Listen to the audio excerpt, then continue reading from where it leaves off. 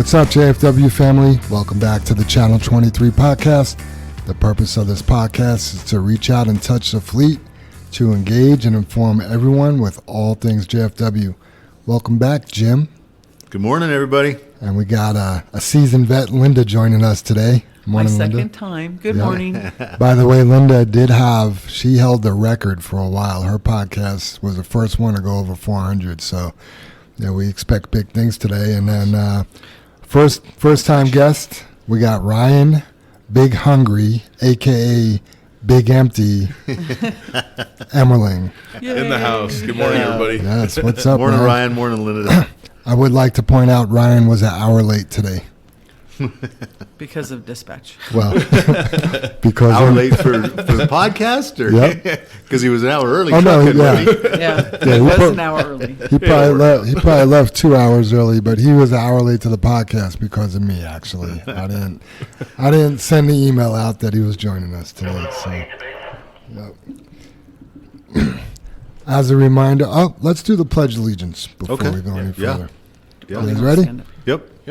Pledge allegiance, Pledge allegiance to the flag of the United States of America and to the republic for which it stands, one nation, under God, indivisible, with liberty and justice for all.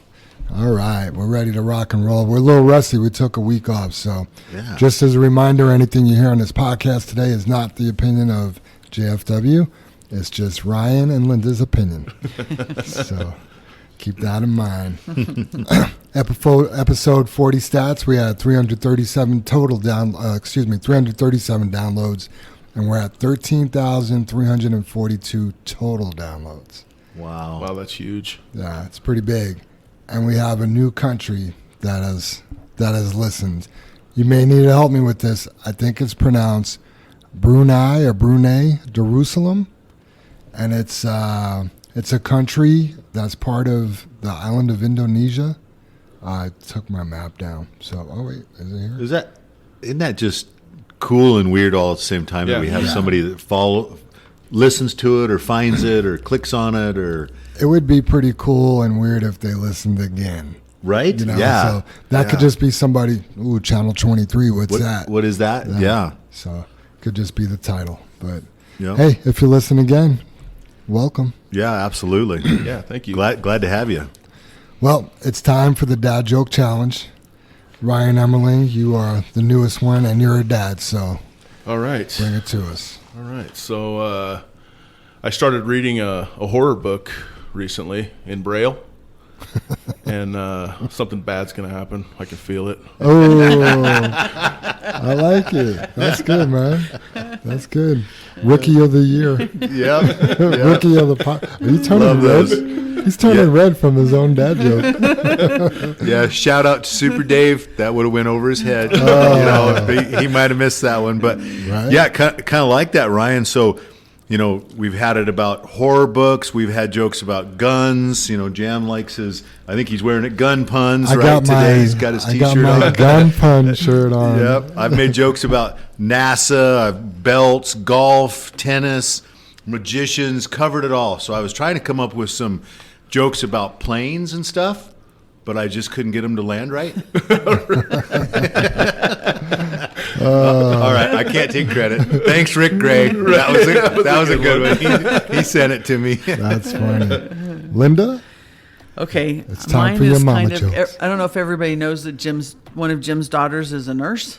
Oh, yeah. And then, do you know why nurses like red crayons? Why? Because sometimes they have to draw blood. I like that. That's a good one. witty. Yeah. That was, yeah. Yep. All right. Well, you already noticed my gun pun shirt. Hope it doesn't trigger you. What do you call a gun that cries? Gun that cries. Wow. A wet weapon. I don't know. How about a musketeer? That's a good one. As you guys probably could tell, Super Dave and Brother Dave are not here. So Yep.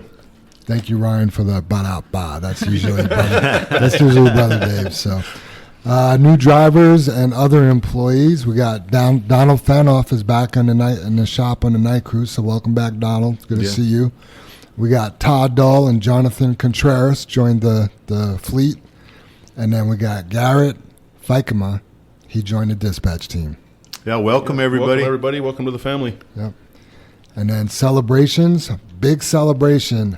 Dwayne and Jen Sand got married on August 6th, so congratulations, you guys. Before we started, I was like, is that a typo, or he just now tied the knot? Or, He just now tied the knot. That is awesome, correct? Yes. Congratulations, you guys. Congratulations. The pictures are lovely. I'll send them over to Yeah, you. would I got you? permission to share them. Yeah, did they go anyplace, or just a venue here or I something? think or? it's here. It's a Yeah? lovely venue. Yeah, it's that's really awesome. pretty, and everybody always looks so happy in wedding Yeah. pictures and stuff. I noticed something about it. Looked like the ring bearers. They had like some T-shirt that said security on it or something like that.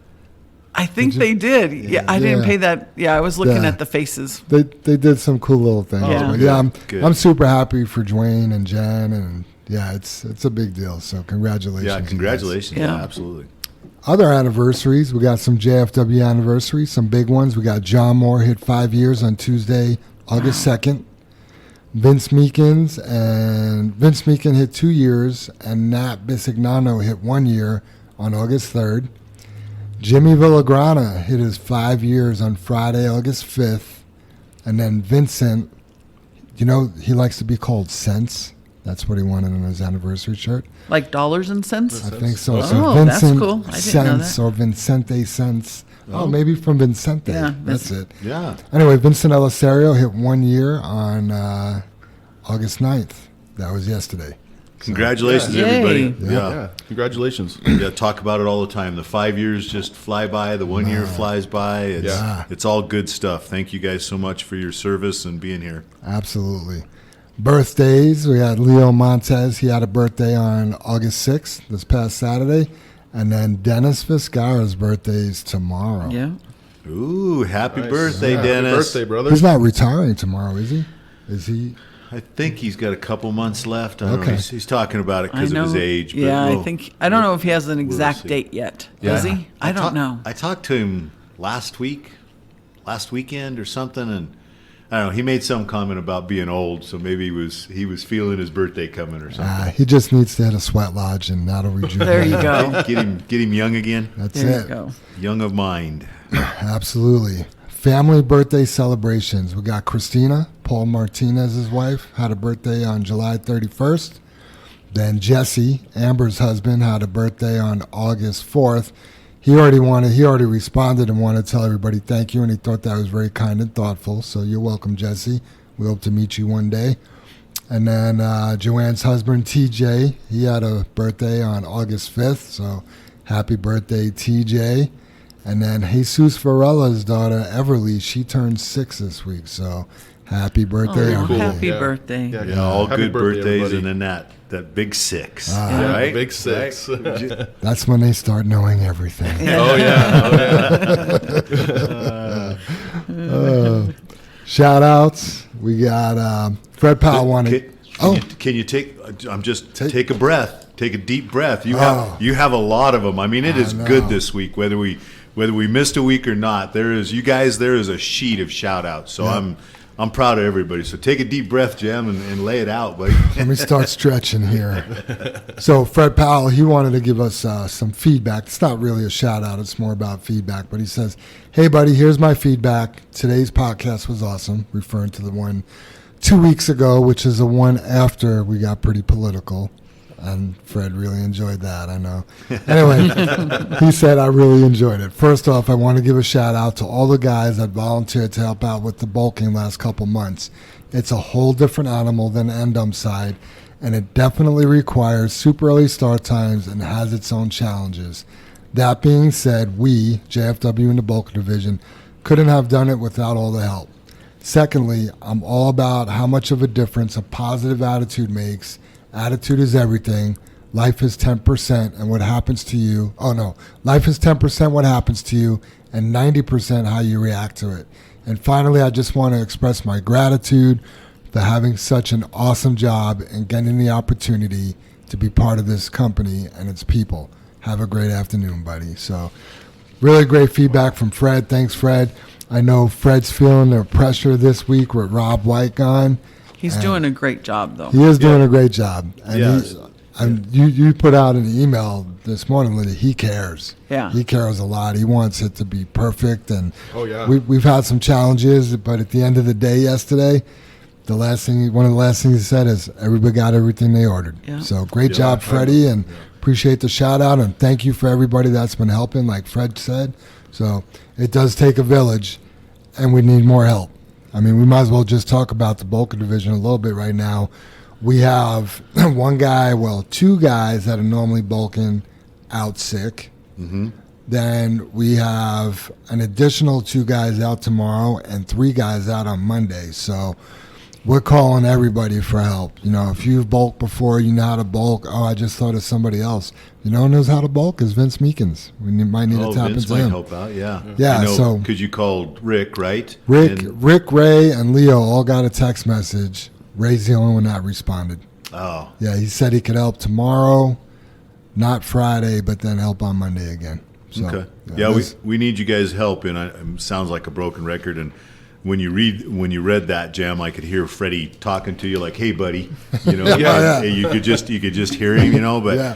he's not only, you know, all those guys have stepped up. We've got a cement shortage going on. We're hauling all over the place. We bought, you know, the 5 trailers. That's not enough. We got Rob on vacation this week, and Freddie's not just walking the walk and talking the talk. I mean, he stepped up with a great attitude. He's taking it personally. He's filling in. Yeah. You know, when Rob does it, all the other guys bulking, they're doing the same thing. And, Yep. and you know, and I know, you know, Rick and the rest of the guys we asked to help out. We need help. And you said it's the village, you know, and I know there's a different saying to go with that, but in a meeting yesterday, I said, it takes a village to run a trucking company. Absolutely.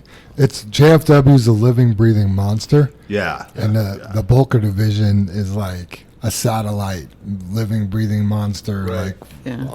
right here, Like you you know. said, it's a different animal for It sure. is. Yeah. Yep. Ryan, you want to bulk tomorrow? If you need me, Perfect. Done. Couldn't even answer. Yeah, so Fred has been carrying. First of all, Rob White makes it look easy, Yeah. He does. and you know Freddie jumping in there. He is doing great, but we've been looking at it a little bit and all the moving parts and pieces, and it's a tough gig. And then you know the plants don't really help. You know, they don't make it easier. No. You know, we had a plant not want to stay open the other day. They're short, they need it, but you can't deliver it right now. So then we have to have somebody do it in the morning, which puts them back an hour, which when you're trying to go to Laramie a couple times a day, and an hour in the morning is Yeah. killer. So I actually caught a glimpse of that a little bit yesterday with Freddie at Union. He was in there, you know, we got trucks trying to come in and deliver material, and there was quite a bit of material in there, and he, you know, pretty much quarterbacked the whole thing, trying to get his guys lined out. Right. Trying to, you know, communicate with the drivers, hey, hold on just a second, let me get in here, pull around so I Yep. can back up, this and that. So Yep. he did a great job. yeah, both for Rob and Freddie, it's not like those guys are sitting here at the office, right? Right. Telling guys where to go and what to do. They're out doing it and dispatching the other trucks. It's quite the Right. It's quite the And project. it takes such a finesse for blowing off and, you know, doing stuff. You Right. want to do it quickly, and then all of a sudden you can't do it too quickly because you clog everything up. Clog And it so up, you right. make it's mistakes or yep. whatnot, it kind of Yep. a kink in the chain for sure. Yeah. Yeah, and when everything's so tight, one little thing, you know, guy gets a flat tire. exponentially, yeah. You know, Yeah. that's a big deal. It's not Yeah. just, you know, Jim, you made a great call this morning. Well, let's fix the tire while he's blowing off. We don't need to wait for him to get done and limp it over here. And I mean, every minute counts. So, Right. yeah, Yep. it's Time is quite money the deal. for sure. Let's see, Gilbert Rodriguez, a.k.a. Gilly, or Linda, you started calling him G-Rod. He wants to give a shout out to Austin Lovejoy for always being willing to help and go the extra step to try to make things a little easier. Austin is one of the first guys to offer help on the radio. You know, He is, yep. Absolutely. He's been some places, he knows some places, and you know, he might be one of the first guys I call if I need to know how to get around one Right. of these. Yep. Good yeah, guy. because, you know, there's a lot of times where we have plants that we don't, you know, normally go to, you know, Yeah, that I haven't even been to. And it's nice to hear that, you know, hey, I haven't been here before, you know, and he jumps on right away. Hey, Yeah. I've been there. walks you right through it. So it's great. Been there, done that. Yeah. Kind of reminds me a little bit of like Pup used to be able to do that. Oh, okay. Because he used to jump in because Yeah. he had a knack for remembering where everything was and every little detail, even if it had been 4 or 5 years since he'd been there. He's like, well, I think you did it, and he could tell you exactly where to go. And Austin's a little bit like that. He's been a lot of places and can remember, hey, you That's can go awesome. in here and turn left at the second stop sign and go from here. So That's awesome. Yeah. Sometimes I forget how to get here in the morning. So Or my mind's just someplace else. Was like, Right. oh, is that light green or red? why am I on I-25 South? That's Right. really weird. Right. Hey, and just it's funny you mentioned Pup, Ray Stroop, and I'm sure Rick could answer better than I can, but how long has it been? I mean, he was a team member. You guys that passed away, had some health issues and passed away, but he'd still be here today. And man, a wealth of information. He was a Yeah. lot like Chris Beam and tease Chris about being Google, but you could ask Ray stuff and he would just spit it out. It Yeah. was great. Yeah, Ray was here when I was driving, and he was actually the Frito guy. Oh yeah. And I remember a few times he wasn't doing Frito or whatever, but I try to, I'd find an experienced guy and just try to chase him. Right. And then, I couldn't keep up with Ray. Made it look easy. Made it look was easy easy. for him. Yeah. Holy cow, like. Yeah. Yeah, but I could tell you because I remember he passed right before I came back. So it's probably, I want to say 4 years last month. Wow. Would make Jim. sense. Ah. Somewhere around there. So rest in peace, Ray. yep. Yeah, and that I don't know. Some of that doesn't heal, does it? You know, I mean, it just there's that Still there's makes you that- sad. There's that hole, right? Yeah. Yeah. Yep. Amber wants to give a shout out to the shop and the wash bay for keeping the trucks running and looking shiny, especially in this heat. Everybody knows it's been hot out, so Yep. yeah, thanks. Yeah, and I heard everybody talking. I think, who was it? Somebody was talking about the girls, what a great job they do in the shop and stuff like that. And no doubt the girls out there are doing a great job in the shop. But we also have one of the girls' dads, Josh, Yep. is out there scrubbing, and Grandpa, right? Yep. Right, Yep. Rich. And so, yeah, it's a family. it's a family and a team effort. And Yep. and we just lost somebody though, right? Yeah, Joey. Joey. For no fault of his own, it just wasn't working out right now. He's hoping to come back. We're hoping he comes back. In the meantime, Rich did hire a guy yesterday, and that's Dustin Romero Jr.'s buddy. Oh, okay. So we got somebody else coming. Yeah. Okay, But, good. yeah, we got Good. 3 generations in the wash bay right now. Wow. Yeah. Yeah. And I hate to, I don't want to burst like rain on Amber's parade, but they're so creative. They have a mister in there now, and you walk through the door into the wash And bay, and it's it's like, cooling them. it's cool. Oh wow. That's nice. Well, they have the water, right? Yeah. Right. Yeah. I have a good story. This past weekend, I went with my younger sister to her 40th high school reunion, and we were talking to people there, and they're like, "Oh, where are you?" And I'm like, "I work for a trucking company," and "Oh, really? And what is it, JFW? Are those the shiny red trucks I see all over?" And I was like, "Yes, they are." I just So shout out to the wash bay for that. That was kind of cool to know that they've seen our trucks and that they're all nice shiny red trucks. So that's Yeah. really cool. I had the same thing happen to me this weekend. Did the you? shiny red trucks. Yeah. That's the first thing they say. Yeah. Yeah. Yeah, and this funny, Linda, my 40th is this weekend, my 40th high Yeah. school. I was gonna say not Oh, your wow. birthday. Thanks. Yeah. Time flies. Time flies. Oh, yeah. Yeah. Yeah. The next shout. Well, Linda, this is your shout out. Oh, I yeah. wrote this outline before we knew you were coming on, so you might as well give this one. Well, just thanking everybody for hanging in there with all the heat that we've been having, the pit changes, everything that's going on, all the changes that we're doing. We know it's frustrating, and we know it's, hard to keep up on everything and what's going on. So just thank you to everybody for hanging in and keeping going. And, the summer is our really busy time, and we just have to try and get through the summer months where we're crazy, and then we slow down a little bit, which in dispatch makes it a little bit more crazy because we worry about keeping everybody working and their pays coming in and stuff. So that for dispatch is actually more stressful than it is in the summertime when we're really busy. Yep. So Right. hang in there. We'll keep going, and call dispatch if you have any questions. But I just wanted to thank everybody for all your help and late loads and early loads and everything else. It is making a difference. Awesome. Thank you, Linda. Ryan, you got a couple shout outs and I'll get back to mine. I need a break. Okay, yeah, no problem. Take a breath, Jim. No, yeah, I wanted to give a shout out to Charlie, the night guy, Coors, and Potter, and Chris Beam for stepping up when we were shorthanded the other night and handling Coors and getting the job done. I really appreciate that. And also to Charlie and Potter for texting or calling me and letting me know that my truck was preloaded with Coors. It's nice knowing what I have or what I'm going to walk into in the morning. That way I can plan my day out. If I know the night before, if I'm preloaded, I can come in a little earlier and, like I said, capitalize on my dispatch. You make that count. Yeah, you make doesn't that pay count. to leave at 6 when you're preloaded for a day. Yeah. It's just nice knowing. Knowing's half the battle. What time did you leave this morning? I left about 4:30 Okay. this morning. Yeah, so again, I dropped the ball. I didn't let dispatch know that Ryan should be on the do not fly list because typically you'd run like a Friday 12 and we'd do the podcast. Right, and that's what I was dispatched for sure, yeah. Right. So the fact that you were preloaded and you knew you were preloaded, you got a text last night, I'm Yes. assuming? Potter left called me, early? yeah. he left early, and here we are, just a little bit late. Yep. So Yeah. I appreciate that. Any more What do I have here?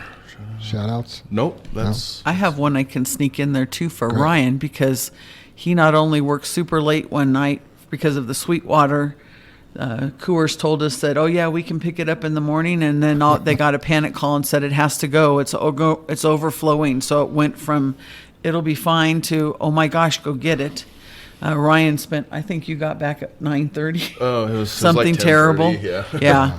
But- Terrible on that to get the job done. And then the following night, I called upon him again to help out with Coors because we had call outs. So he kind of worked later into the evening again to help bridge the gap for I think it was Potter coming in to run the night crew on that. So it was just. And he's bulking tomorrow, so big shout out. Exactly. Oh, yeah. Yay. You just got to keep raising the bar, right? But thank you, Ryan. Yeah, That was very, absolutely. very helpful. Yeah, absolutely. We got to get the job done, 100%. Thanks, Ryan. Yeah, and I got to give you a pat on the back, Ryan. I seen you come down the street because I was, when Ryan gets here, we're going to do the podcast and stuff, and I seen you come down the street, and you've been out late, you've been out early, you volunteered for bulking tomorrow. But anyway, you guys, and we talk about it all the time, and the reason I'm bringing this up is with all that Ryan had to get going this morning. He's running a little late for the podcast, which is no big deal and stuff like that. But he turned to come in the driveway, and that cab didn't bounce 1 inch. It's as slick and as smooth and cares for himself, cares for the truck, and there's lots of guys that do that. Lots of guys get just kind of blinders, and you just bounce in the driveway. You're not thinking about all that stuff. And class act, Ryan. I got to give you a pat on the back. One of the other guys that I see pull in a lot of times like that is Jesse. Nice and slow. I've seen Rick, do the same thing when he was in this yard, and Rosario and Oswaldo, and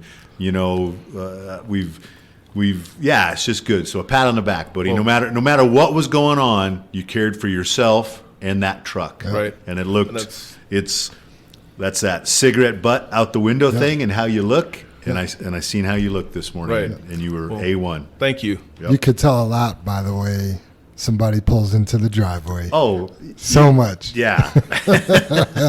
Another guy who did a really great job leaving the yard this morning was Ray Davis. He came out so slow, I thought he was messing with me. And I almost put the Jeep in park because it's like, all right, bro. I thought there was a trainee that never drove before, but yeah. So good job, Ray. Yeah, listening to you say that you can tell so much by the way a person drives. It comes in a driveway jam. I'm thinking, is that like, judging a book by its cover? And I'm like, no, we have the book open, Right. And we're reading the first page, or 2 or 3 pages in. Okay, he can drive the truck. Shifting. Okay, we got automatics, but how did he come in that driveway? Yeah. Chapter 1. That is Right. the first page. That's Right. how you look when you're first checking out a book. There you Yeah. go. Yep. I don't know if you noticed this morning, but you pulled in. Somebody was pulling out. You said thank you because they waited for you. And then I I had stopped, and then a four-wheeler came around me. I thought they were going down the street. Nope. They were trying to get to JFW, but they couldn't wait for the JFW Jeep to pull in. Yeah. And they ended up having to turn around. Do you think I noticed that? Of course. you probably smelled it. I was like, that car just went around jam. Yeah, which I'll is just- fine. I've had that happen before, but they usually keep going and go to work, not to the same place. The good thing though is, like we talk, was that light green or red? Maybe not paying attention, but they didn't go all the way in the driveway, Jam. Right. They stopped. Yeah, they They're like, realized. oh shit, that was whoever. We got trucks coming out. Then they had to go it's turn around. It's what we preached. They stopped. Yeah. So Yep. good, bad, good. Yeah. But it's working out. Entertaining is what I like to say. So. But yeah, Jim and Dave were coming in one day, and they were coming up down Newport, and one of our drivers passed them on the hill getting here. Oh, wow. In the snow that morning. Yeah, she don't work here no more. Oh, Yeah.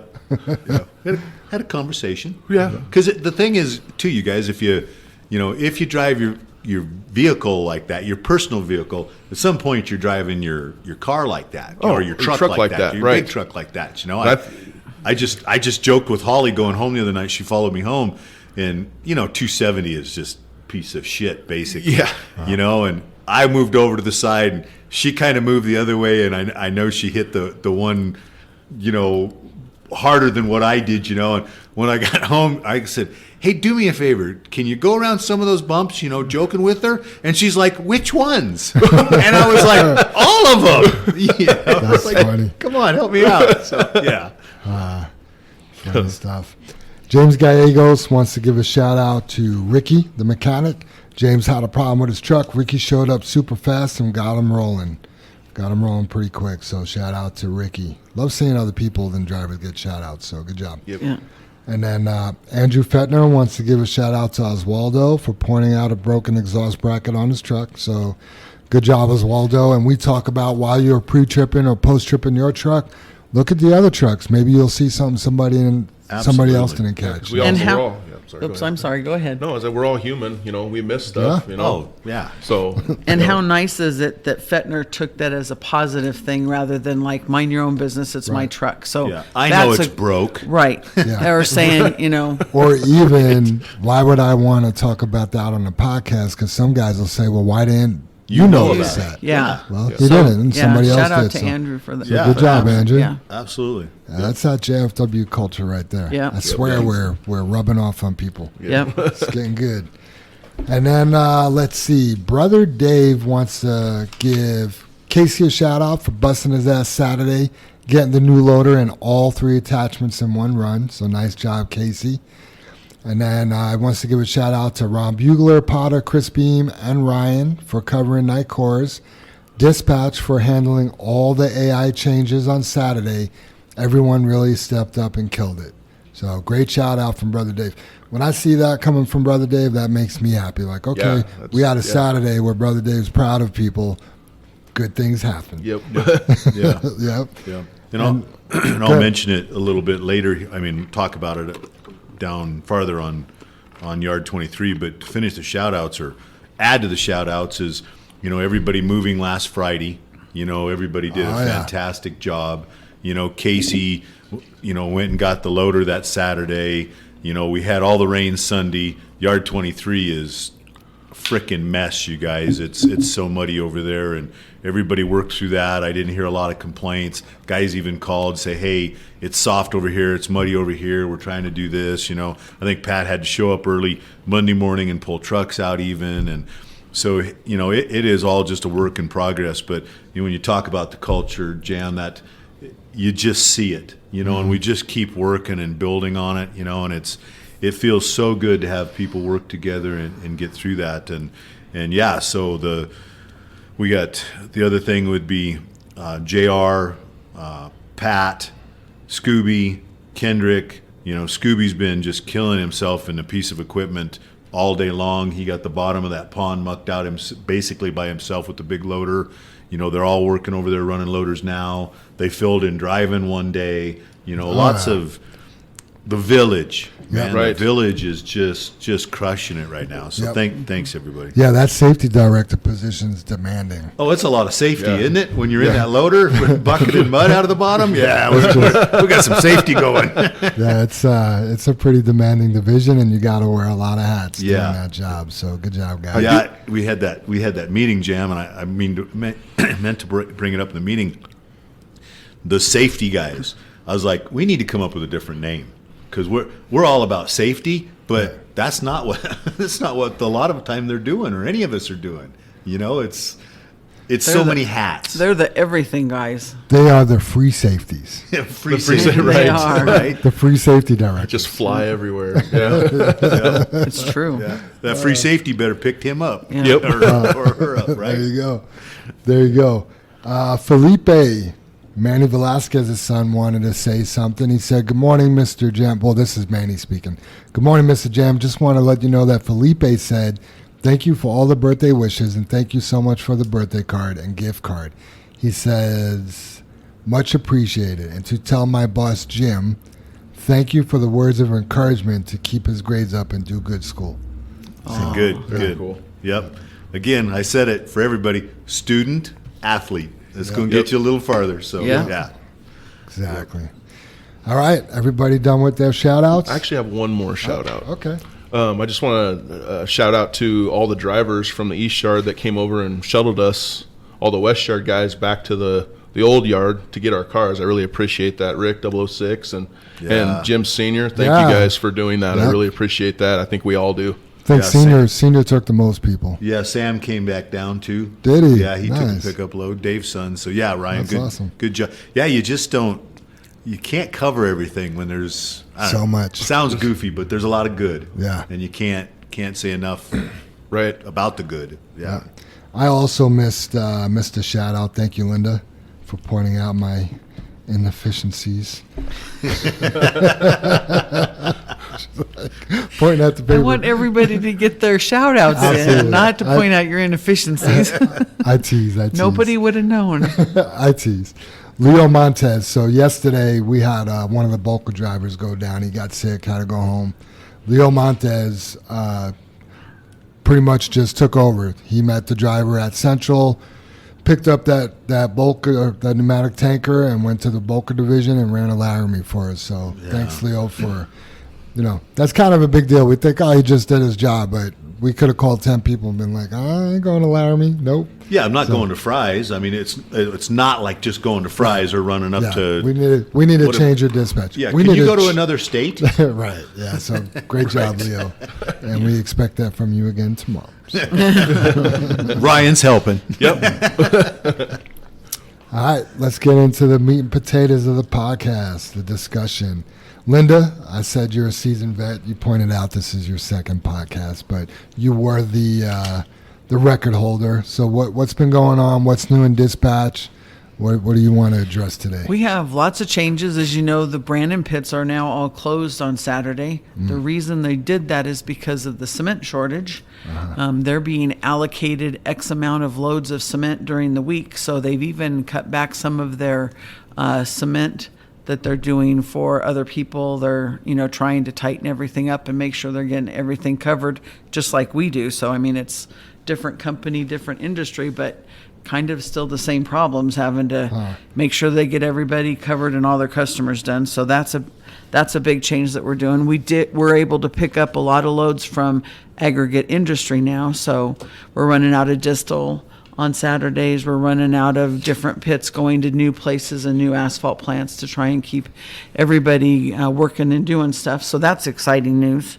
I went over the cement shortage again. That's gonna, for the foreseeable future, I guess. I don't know. My crystal ball's in the shop, so I don't know what's going to go with that. So It doesn't look like it's ending, does it, Linda? It- I mean, I thought 3 or 4 weeks of not pulling here or no Saturdays, Right. And you'd get this abundance of cement built up, and it would just kind of go away. And Yeah. I don't see it, and obviously you're Yeah. Well, and the knee-deep in same it. thing's kind of happening with rock and sand. We keep switching our pits around, as Yeah. everybody knows, and that's because we're depleting the stockpile that they've built up for their rock or their sand, and so now we're having to switch to another location.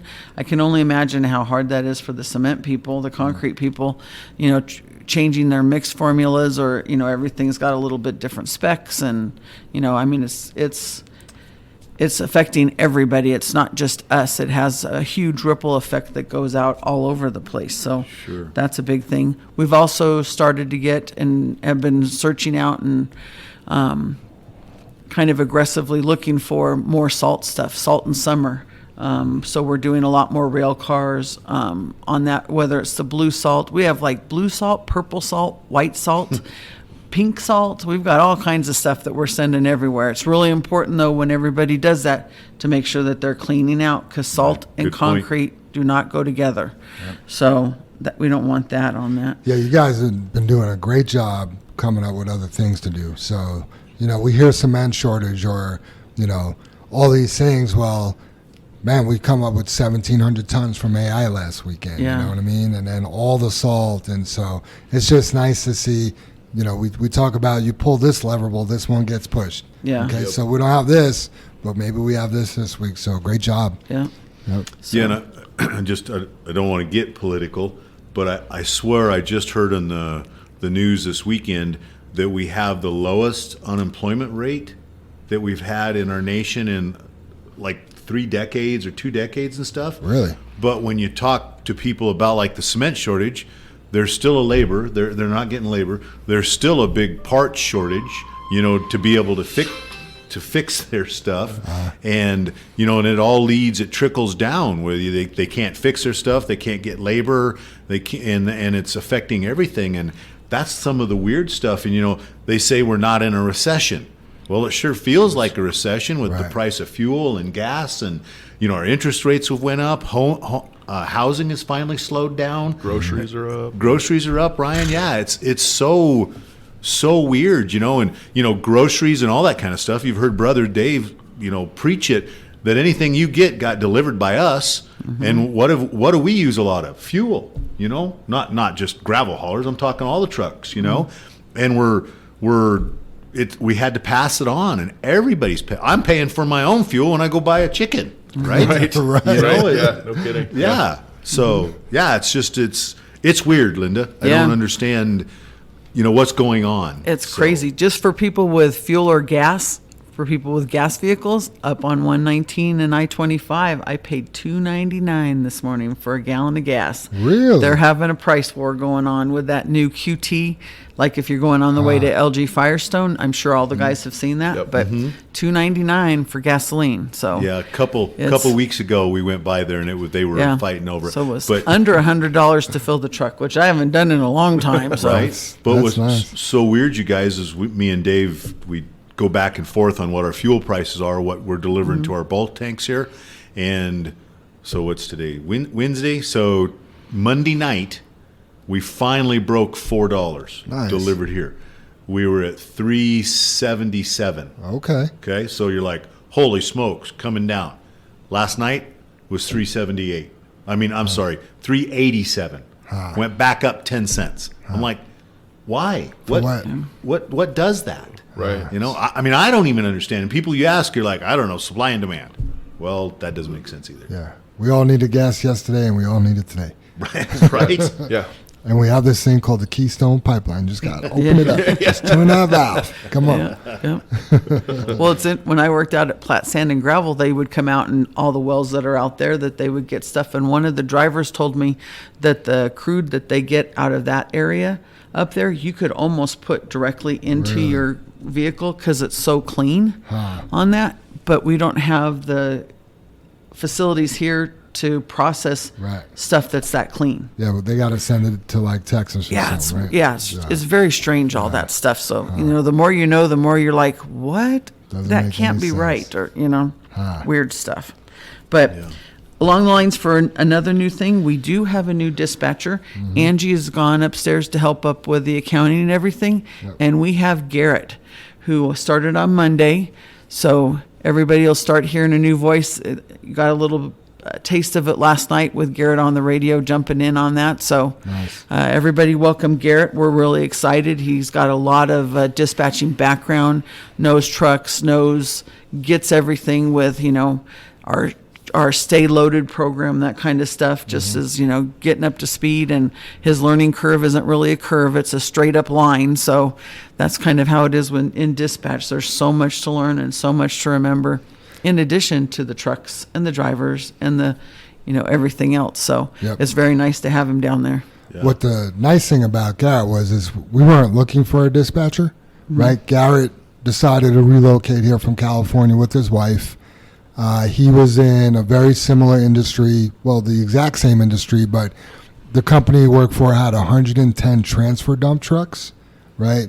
So he's done it all over there. He was driver liaison. He was a safety guy. He was a dispatcher.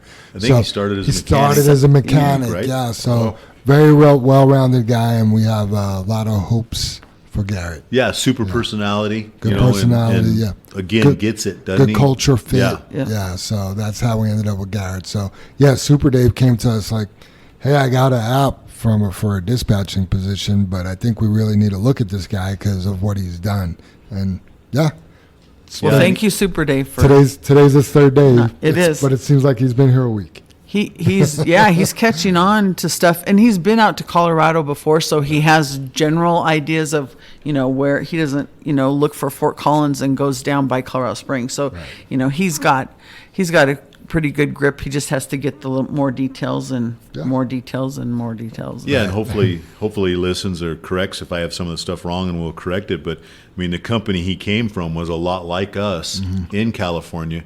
Had that culture that we're trying to do and how they take care of their drivers and their dispatch and stuff. And he just wanted to make a change, and he fell in love with Colorado from what I understand. And I believe he's pretty newly married, maybe a year, I think, or so.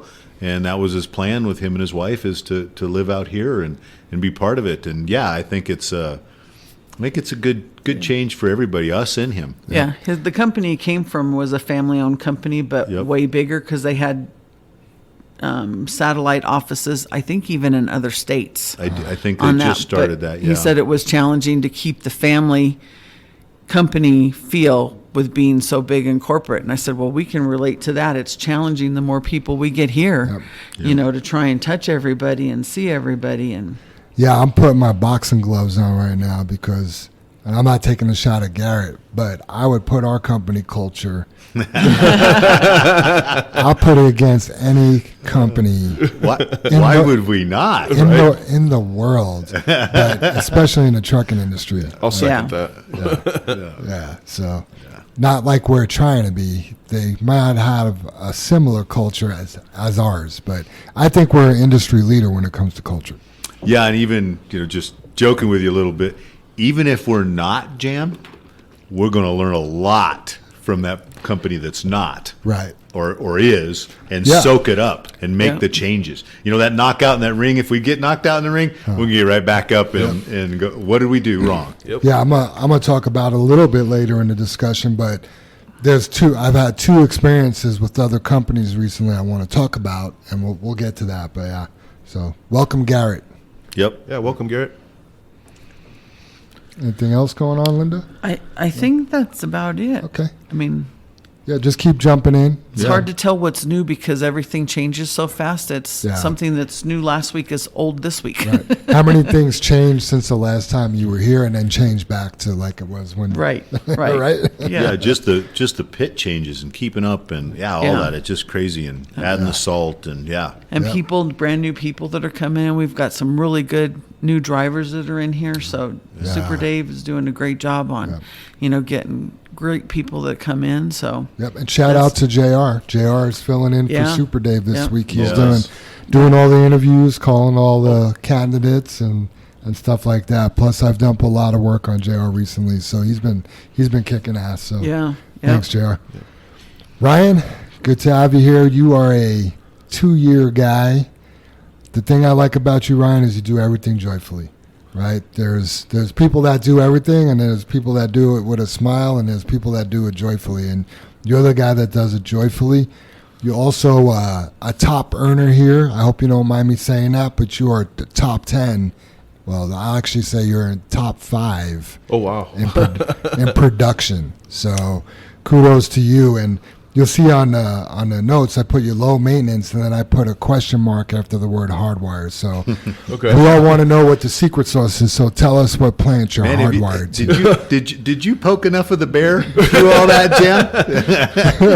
The hardwire thing, the low maintenance. Yeah, I mean, yeah, we're sending Ryan flowers right now. For sure, but we all want to know what plant you're hardwired on. 'Cause Well, the secret is I'm not hardwired at all. really, so you are top 5 and you're not hardwired. No, sir. I can't believe that. That's amazing, because everybody knows you got to be hardwired to make money here at JFW. I completely disagree. Yeah, proof is in the pudding. I mean, you're Right, proving it. So you just do everything and anything. Yeah, and I think that's what makes me a more efficient driver. Gotcha. I like variety. Nice. I don't mind doing hardwires there, here and there, but for the most part, I like the challenge of different jobs and just breaks the monotony, I Gotcha. guess, so to speak. Do you ever run Friday Plan 12? Of course. Do you ever have you had to do the Fry to the West at all? Oh yeah. Okay. Yeah. So interesting to me. Yeah, About Morrison. Yeah, Morrison. send You ever you to hauled out of Morrison? Morrison? Have you ever dumped on the tarp at Morrison? I'm kidding. I'm Don't kidding, jinx right? me, Jim. Right, I'm kidding. I mean, honestly, do you really look at do you ever pay attention to what all the hauls pay, Ryan? Do you go over that or study that, or? To be honest with you, I really don't. I really don't. You just haul. I You just haul. work. I just Yeah. haul. It all, to me, it all equals out, I mean, I'll look at it and go through it once I get, look at my paycheck and stuff, but yeah. I don't dissect it to the point where, that this run pays this much. I really don't Right. want to do that. I just do what's asked of me. That's all, really. Yeah. Ryan's become a go-to guy by becoming a go-to guy. Yeah. Hey, can you do this? Yes. Yeah. Can you do this? Yes. Can you do this? Yes. Can you do this? Send me the axon.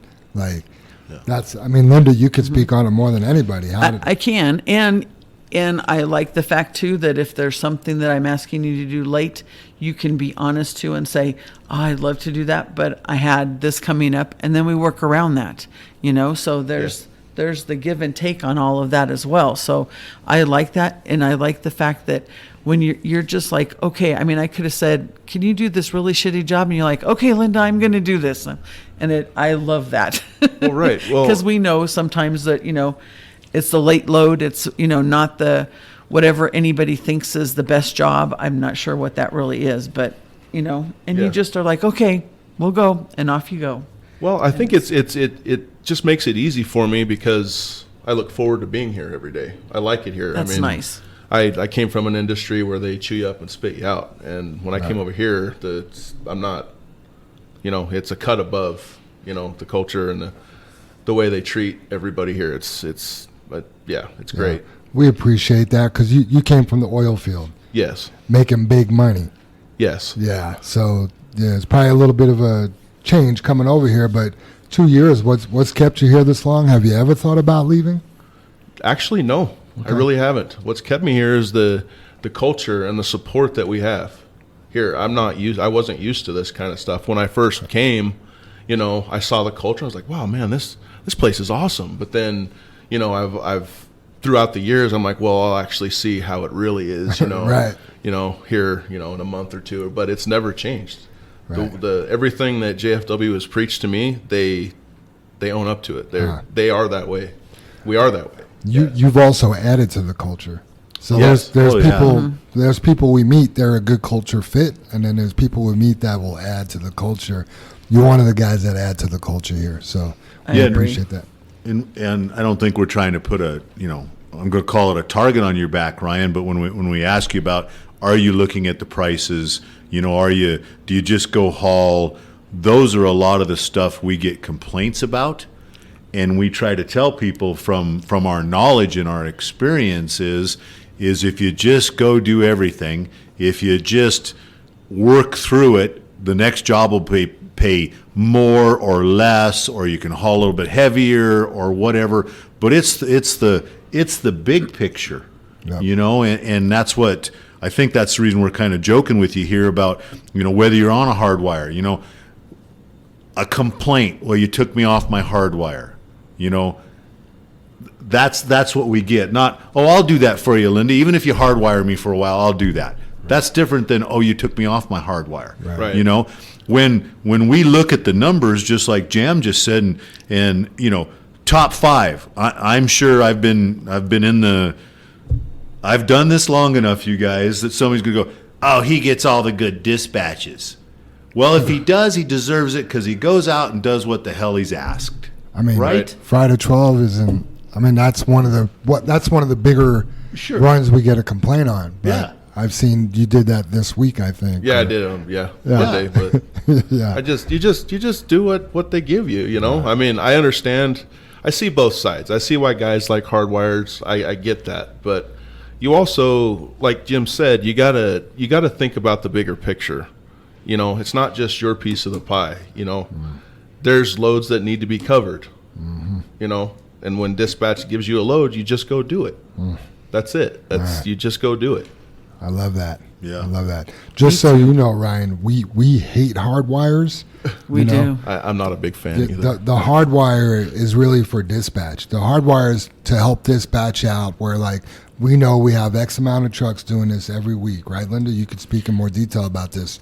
It's not a promotion for a driver to be like, this is the my hardwire. You took me off my hardwire. Mm-hmm. It's not your hardwire, buddy. It's dispatcher's hardwire. Right. Yeah, it was set up originally because when we got to almost 100 trucks, trying to dispatch 100 individual trucks at night was taking so long, and we already knew that we were going to need at least 4 trucks on sand and 4 trucks on rock. So why don't we just go ahead and make those guys do that all week? So then we don't have to look at that handful. If they don't mind. We were worried that people wouldn't like that to Right. start with, right, Right. Linda? Exactly. We're going to stick you on the same thing. Right, which in the beginning we had to talk people into that because they didn't want to do that. Absolutely. So Absolutely. it was set up thinking we were going to help us out by doing that. And, now that's 30 less trucks that we have to worry about. Now we only have to individually dispatch 70 trucks. So, and it's a lot of trucks, but not having to do 30 or just having to do 30 that one time makes a huge difference during the week that, you've got this stuff covered. Now, sometimes we think they're going to use 4 and 4, and now they only want 3 and 3. So now I've got 2 extra drivers, one on sand and one on rock, that are quote unquote hardwired, that now I have to move someplace else. And now they're upset because now they think that this is their thing and whatever. Well, it is, and I appreciate all the people who do the hardwired stuff on that, but you need to keep in mind that just because it's like that today doesn't mean that tomorrow we might have something else to come up. And if, for example, Plant 12 were to go down for some reason, I'm going to have all of those trucks, or Central goes down, I'll have all those trucks that are hardwired that I need to find another place. Or a better case scenario, what if I get a really good job that pays really well, and now I need a bunch of trucks to send out there? I would like to share the wealth with that and spread that across the fleet and be like, look, this is a good job. Let's get everybody rotating through it. But if you're hardwired, sometimes maybe you'll miss an opportunity Right. when something like that especially comes if it's up. your hardwire. Right. If you own it. I mean, it's kind of like, Yeah. there's that old saying, beggars can't be choosers, type of Yeah. thing. Well, But what- go ahead, Linda. it's they're essential to have to help everything out, but it's not an entitlement. And sometimes Yeah. it feels like it's an entitlement, and then I'm like, oh, this is not the reason why we had this, and trying to maybe explaining it more is what we need to think- do in I dispatch. think is that's just what to, we're trying to do now, Linda, is explain it that Yeah. this is what we're doing. And I know a lot of times they get upset because we have leasers that we keep there. And while I love our leasers and we have a nice leaser fleet here, they are not JFW trucks. They are not able to go to some of the places that JFW goes. We don't want to have somebody showing up on a JFW site that's not a JFW truck. If I've just bid this, job for something, I want them to see shiny red trucks showing up, Right. not, Joe Blow's, Yeah. Not to mention mechanical issues. Some of the trucks can't make it up and down the hill. They don't have the Jake brakes. They don't have the brakes. They don't have the experienced drivers. Right. They're flatlanders. So right. the So- frustrating part about the hardwire is when somebody claims a hardwire is, when that hardwire goes away. And that's what we've ran into recently, right? Brandon changed, all the rock to coming out of Fry. And, now... Because they had to. They had to. We didn't. The rock wasn't there. Your hardwire is not existing, right? And then it was a complaint, and then it's like, well, now I'm not making any money. Change me to something else, And I see you look at me when I said not making any money, because you can still go make money. You just may have to work a little harder at it, right? Well, I thought that was your run. If it was your run when it was coming out of here, it's your run now. So you want us to move you to somebody else's hardwire or off of what you say you want to potentially do. bump somebody else. You're taking That's- somebody else's hardwire away. Right. That is not fair. And we just I'm going to just bring it up. We had a guy worked here 5.5 years. Okay.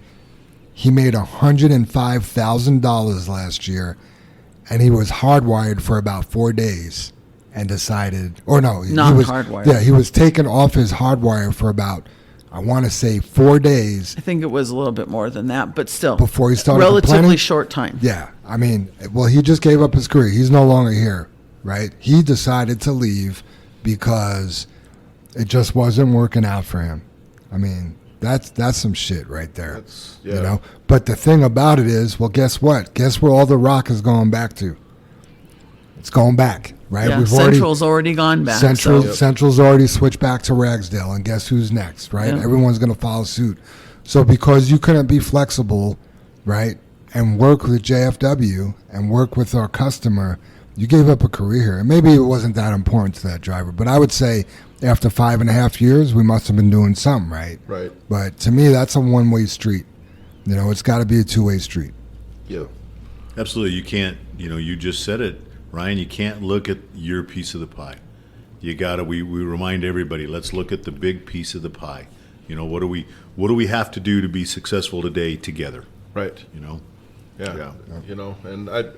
And one aspect, there's one thing I do kind of like about the hardwire, and that's for the new guys, like the ones that don't have a lot of experience, especially in dumping. It gives them a chance to get comfortable until they get their feet wet. You know what I mean? That's one aspect of the hardwire that I do like. Great point. Yeah. I remember, Ryan, when I was listening to you talk about, or all of us talk about the hardwire. When I first started driving, I was hardwired on U.S. pipe, and it was a big, Keyword Western's yard that's out on I-70 in Piccadilly out east. Okay. That everybody passes. That's where U.S. pipe used to be. And they made great big giant concrete pipe, and there was a coater. They had a frame, and then they'd coat it with a cement and sand mix. And most of the time you hauled sand out there, and then once in a while they would grab rock and have you bring a rock. And the dispatcher we had at that time, LaWave, and being a new driver, that's just what I got put on. I was like, oh, that's what he likes to run or whatever. I ran it for weeks, and like I said, most of the time you hauled sand out there. And one time the guy switched it up and asked for a load of rock. Well, I've been hauling sand all day long, and so what did I bring? Another load of sand. Man, was he pissed. He was pissed, and I was like, I've done this so long, I'm kind of numb to it. So when you talk about making you kind of a better driver because you do everything, Yeah. and I like a change up too, but that also builds your confidence. I can go any place. I can dump on a ramp. I can go to a pipe job. I can go to a golf job.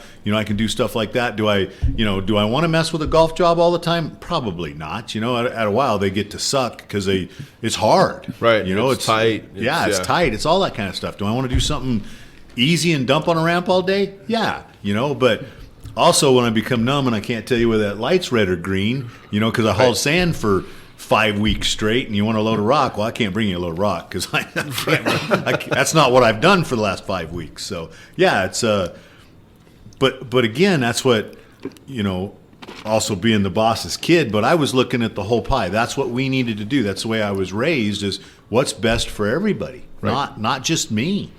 It doesn't work that way in the real world either, really. Right. No. You don't. What's best for me or best for my wife and kids, right? Or best for everybody that I have a relationship with. So I think if you don't do it together, you don't get to it. You'll enjoy it by yourself. Yeah. In the end, Yeah, me and Jem were just having a conversation this morning, and I did with his wife, Ace. The friendship. You miss out on your friendships, and if it's just about you, you won't have those friendships. You won't have the relationship with your wife, your kids, whatever. And it's tough to take that mindset because your first instinct, I think, is to protect yourself. And think about yourself. Self-preservationists.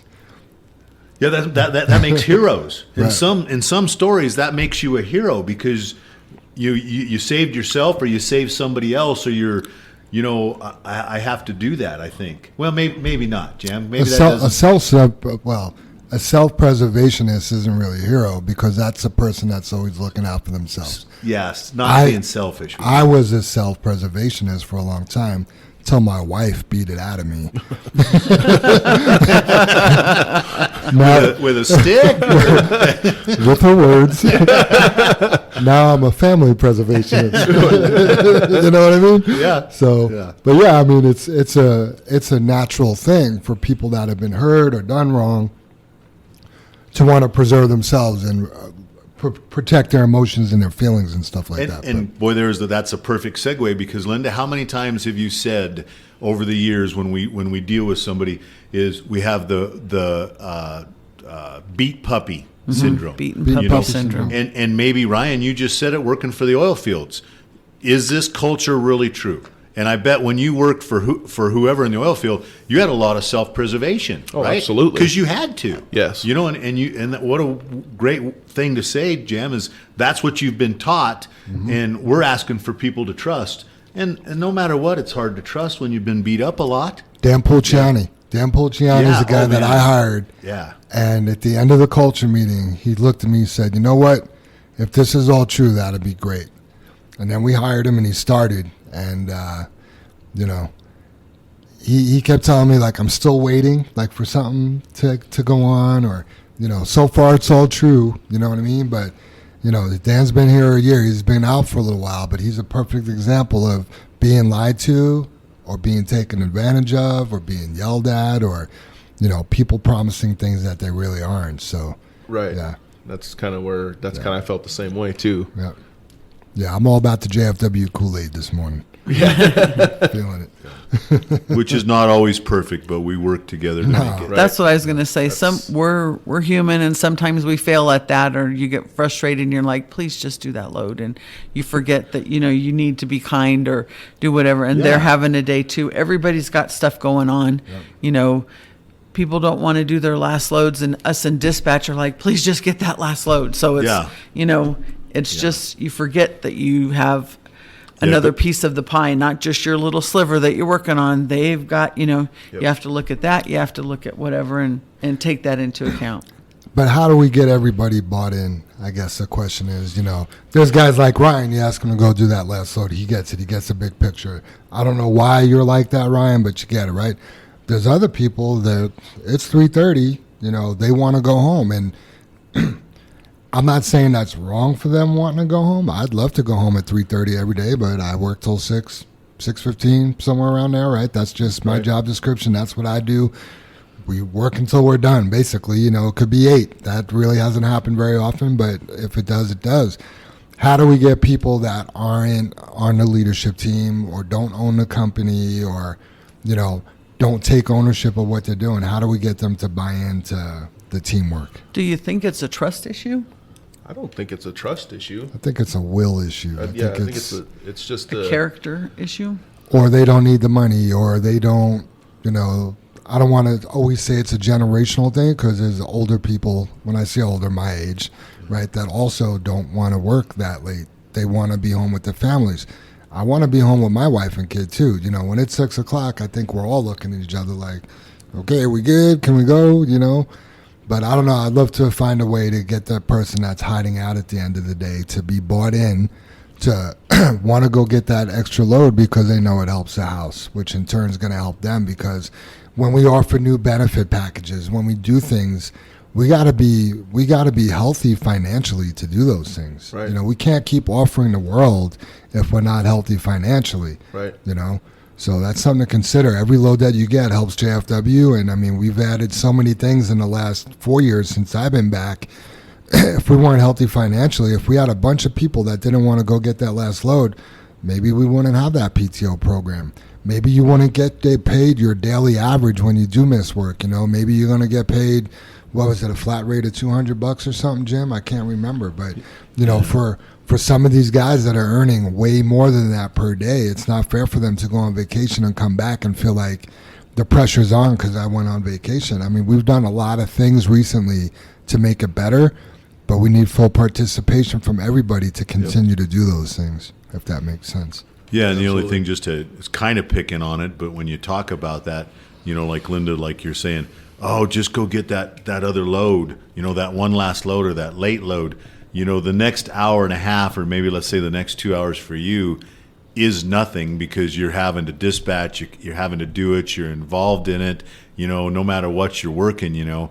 And that's what, you know, with some of the drivers, you're already out, you're already in that truck. Right. So then if you're hiding out, what is the benefit when you're in the truck? Just go drive. Right. That's what you're good at. Right. Yeah. You know, just go get it. The next hour and a half, the next 2 hours, it'll pass. Is traffic a little bit heavier? Yeah, probably at the end of the day, you know. And when we interview people, Jam talks about it all the time.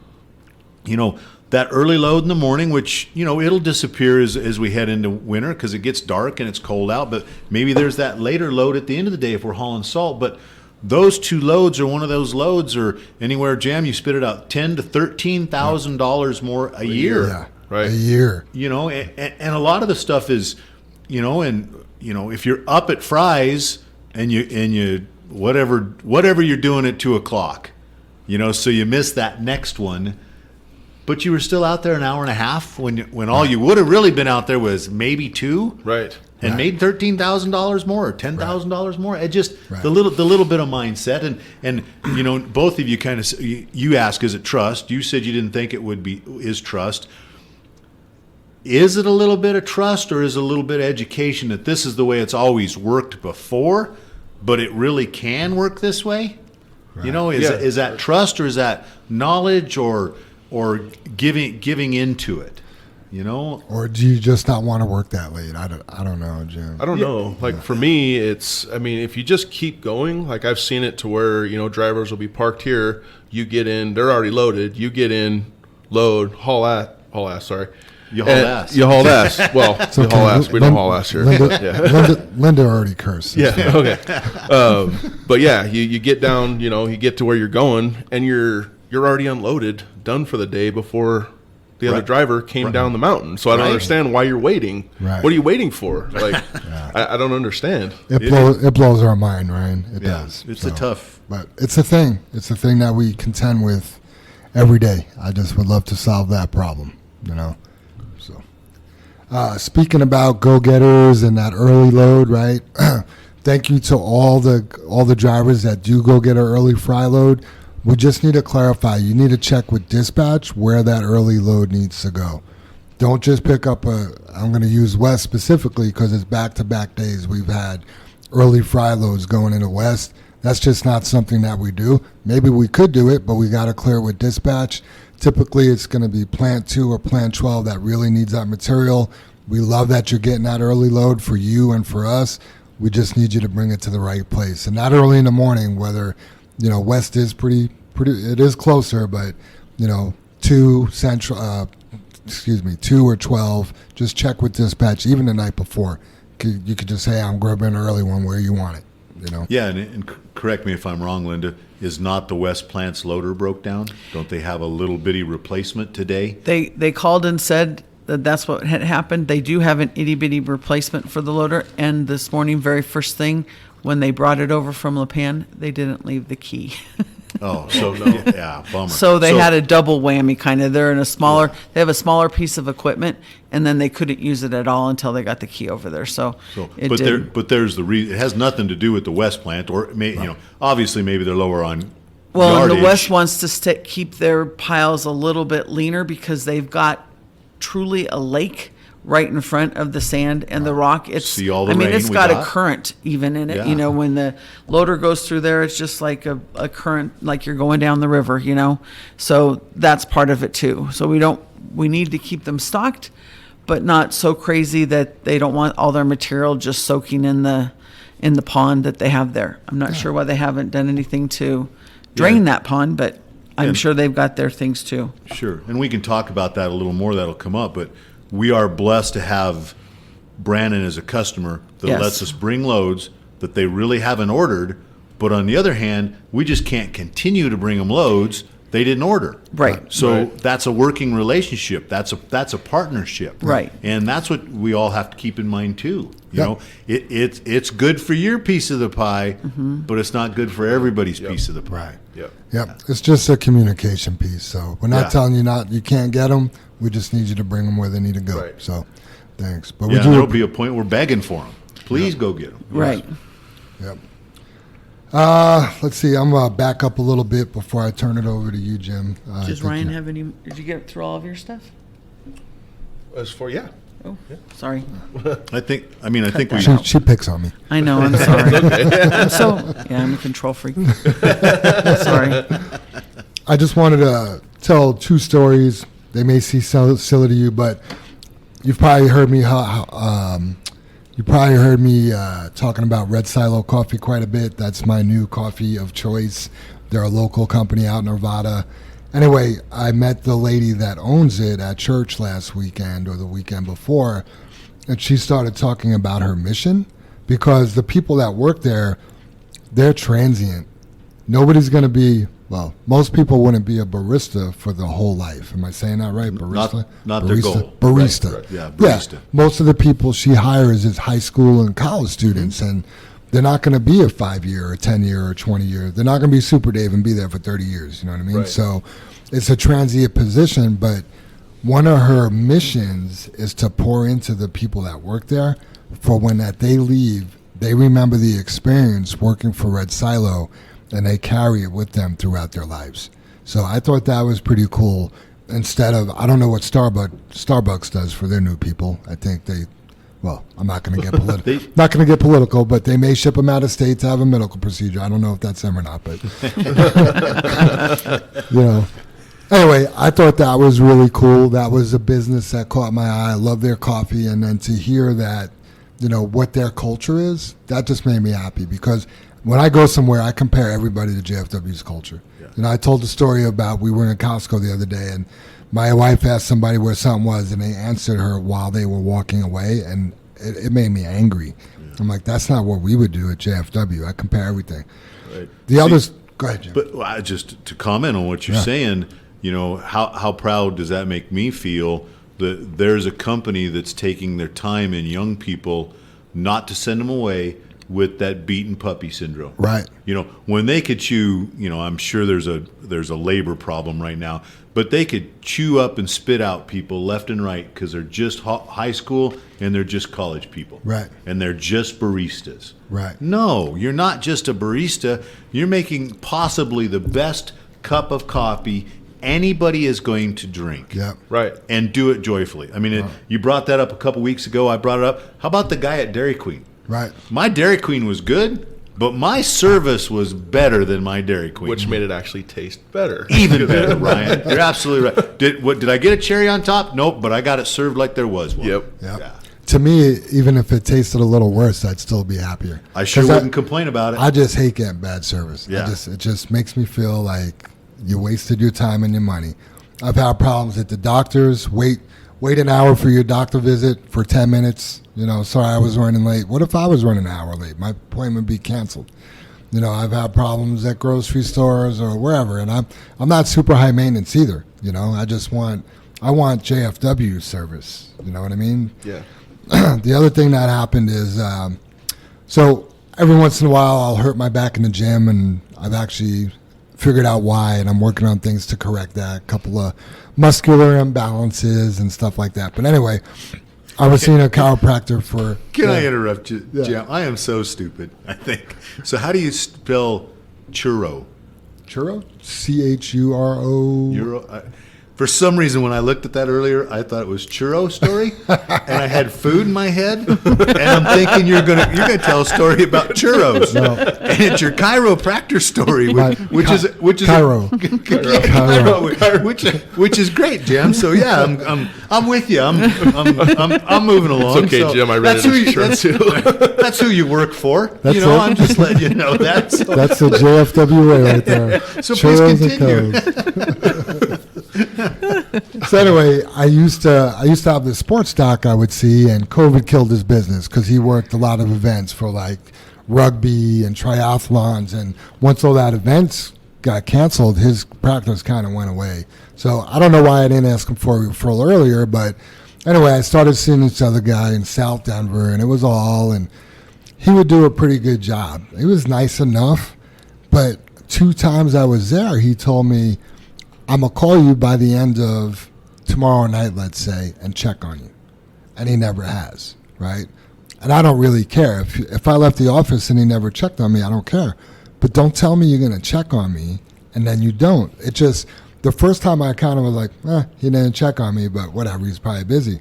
But the second time he did it, it really bothered me, right? So anyway, I called my old sports doc, Dr. Ben. I'm like, hey, who do you go to? And he's like, you got to check out Justin Dukes. He's my guy. His practice is very, very similar to the way I ran my practice. I think you'll be in good hands with him, right? First of all, he's 13 minutes away from the office, so that was a bonus. But anyway, I try calling, nobody answers, right? I'm like, okay, I look at the website, book appointment online. Within 2 minutes of me booking out an appointment, he called me. Not a secretary, he called me. He was like, hey, I just saw you booked an appointment, and I saw I missed your call. Well, he doesn't have a secretary, so maybe that's why. But he says, but I wanted to know if you have any questions before you meet with me. And I'm like, man, that's what I'm talking about right there. Like, that's above and beyond. He could have just waited to meet me. He didn't really get into what's bothering me. I told him because I wanted him to know, but he just wanted to know if I had any questions. Do you see where my office is located? I look forward to meeting you. Great. So those are the differences. I got one chiro telling me he's going to call, he doesn't, and I got another one going above and beyond. And when I went and visited him in his office, I said, hey, I really appreciate you calling me to see if I had any questions. You don't know what that meant. And he didn't get it. He was like, oh, that's just what I do. I'm like, yeah, that's important. Whatever you do, keep doing that, because I feel like that's meaningful. Mm-hmm. So 2 businesses I like to give a shout out to. Yeah, I don't know if we can. I know you have Central here, which we just talked about on our list. I jumped over that. But I guess your story, if I could interrupt, kind of leads us down to the rubble haul with Brandon. So let me kind of jump in here. So, first part of that is I'm having the same situation with Phoenix Armory. I have 2 guns. Let's hear about this. Right? So I have 2 guns. One is my dad's shotgun that I think, I don't know, me and my brother used it or whatever, and it was raining one day really bad when we were out at a shoot, and it got wet, and the stock cracked. And I think the stock cracked because it was wet, and we put it away. We dried it off, but it's the moisture, and it cracked.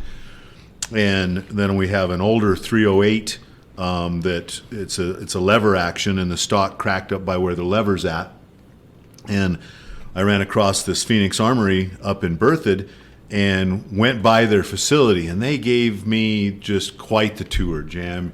Go back, they're making their own suppressors and different barrels, and they're lowers, and they're licensed, and they're all this stuff. And I ask about fixing a stock, and they take us around, and this is our guy that fixes stocks. And he's a specialist, and he spent years fixing pianos. When pianos crack and the strings and the weights and stuff like that, he would fix it. And he said, this is the work I do. This is what I showed. He showed us the work he did. He said, I can do metal pins, I can do plastic pins. You can ask to have it seen or not seen or whatever. So anyway, this month is a year since I dropped off the guns. Wow. Oh my God! Wow. They told me it would be roughly August, sometime around Christmas or January of last year, 4 or 5 months, and I would get it. So I did call them last month and ask, oh yeah, we have them in. Oh yeah, they're about to be up to be fixed. And then I also asked about a suppressor because I ordered a suppressor. He said he had no idea about the suppressor. He'll check on the guns and he'll give me a call back. Never heard from him. Never heard from him, Jim. Wow. Never heard from him.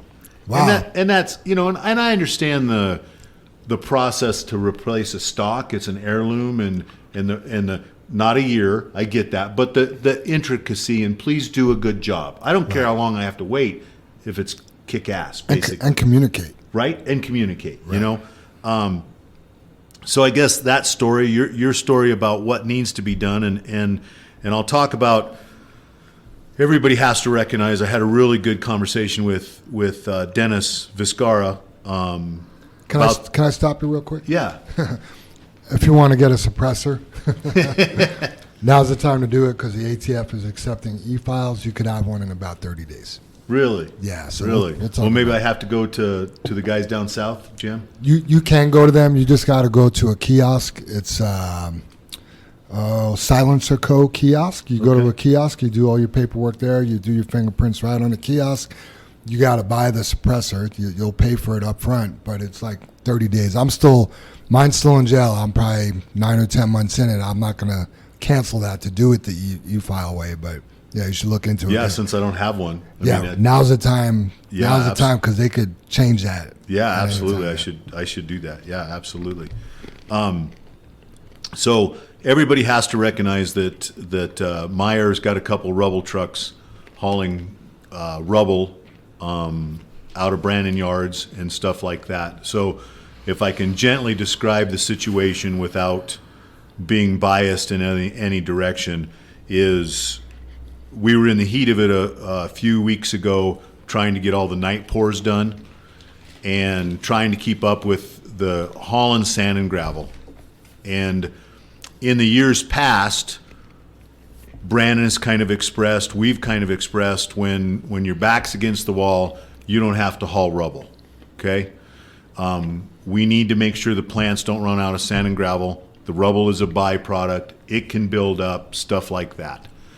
We got to where we had those couple of weeks where we were just, our backs were against the wall. You guys all know how it was. We were asking for early loads, late loads, hauling late on Saturday, doing whatever we could and everything like that. And Brandon did call and say, hey, we need to get the rubble out of these couple of locations. We need to get the rubble out of these couple of locations.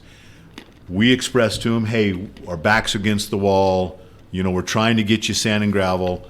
They understood that. We went back and forth. We weren't getting the rubble hauled, that kind of stuff.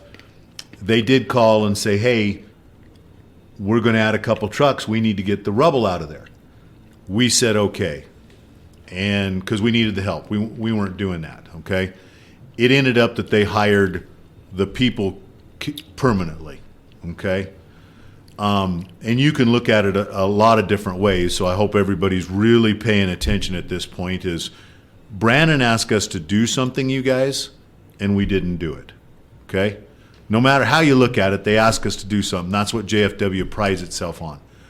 We thought it would be okay to do it like it was in the past and not get the rubble out of there all the way. Brandon then did call and go, hey, listen, maybe we didn't express to you that we hired these trucks permanently. Because they did ask, but they didn't say it was permanently, Right. okay? So Brandon's got some, skin in the game, mistake on how they handled our partnership. We have some skin in the game on how we handled our part of the partnership. We were asked to do something. We didn't do it because we did it like we've been doing it. We thought it was okay. We didn't take their demands seriously enough. They also didn't participate in the deal going, listen, you have to move the rubble. And I believe how part of it came down is one of their owners, an owner of Brandon, like the man, went by one of the locations and goes, "What's the hell all this rubble doing here?" Well, if I go to Jam and go, or Linda, how come that truck's not doing this? What are you two going to do? We make it do it. Right, Linda? You move whatever to make it happen. We didn't do that, you guys. They didn't tell us you have to do that. Because in JFW fashion, and what's upsetting to us, and just a shout out to Dennis, not to change the subject too much, Dennis called me because Dennis was afraid it's his fault. He thought he takes it so personally. Wow. He thought he lost the haul because of the way he acted with one of the loader operators. Wow. Okay? So not true at all, Dennis. And like I said, we had a nice conversation. But you guys, in JFW fashion, we could have hauled all night if need be. Yep. We could have had all our rock trailers haul one round, which is whatever is that. Was that 10 loads, 12 loads, Linda? Linda could have hired all the leases we wanted. We could have come down here and just your managers, just the safety team, and myself Jam, yep. Brother Dave, Super Dave, we would have loaded and drove our own trucks if drivers would have been out of hours on a Sunday, Yep. got permission to drive it to Pit R, and we didn't do that, you guys. We've failed as a team, and we started, Ryan, you kind of started the podcast or whatever, talking about the pieces of the pies, and I'm sure Linda's sitting here across. It's heartache for Linda because she takes everything personal. We as JFW, we didn't look at the big piece of the pie. We failed. And when we say we mess up, we do mess up. Mm-hmm. But we've also really prided ourselves on getting stuff taken care of, and we didn't do that. Several weeks ago, we talked about talking about this on the podcast, but we have some people at Brandon that listen to the podcast. Right. And how does this look to them? And hopefully I'm doing a good job explaining it where they're not going, "Oh, JFW is dogging on us." Nope. We're We're dogging on us. Yeah, wherever it comes down to, we made a mistake, but we made a mistake as everybody. I seen the emails. Brother Dave seen the emails. Brother Dave took the call from Larry that he's going to hire somebody. Larry called and apologized. "Hey, I was telling you we hired somebody, but not permanent." We got a new guy. That Larry's partner, he's been a manager, a batch manager or batch operator for years. He's in a new position.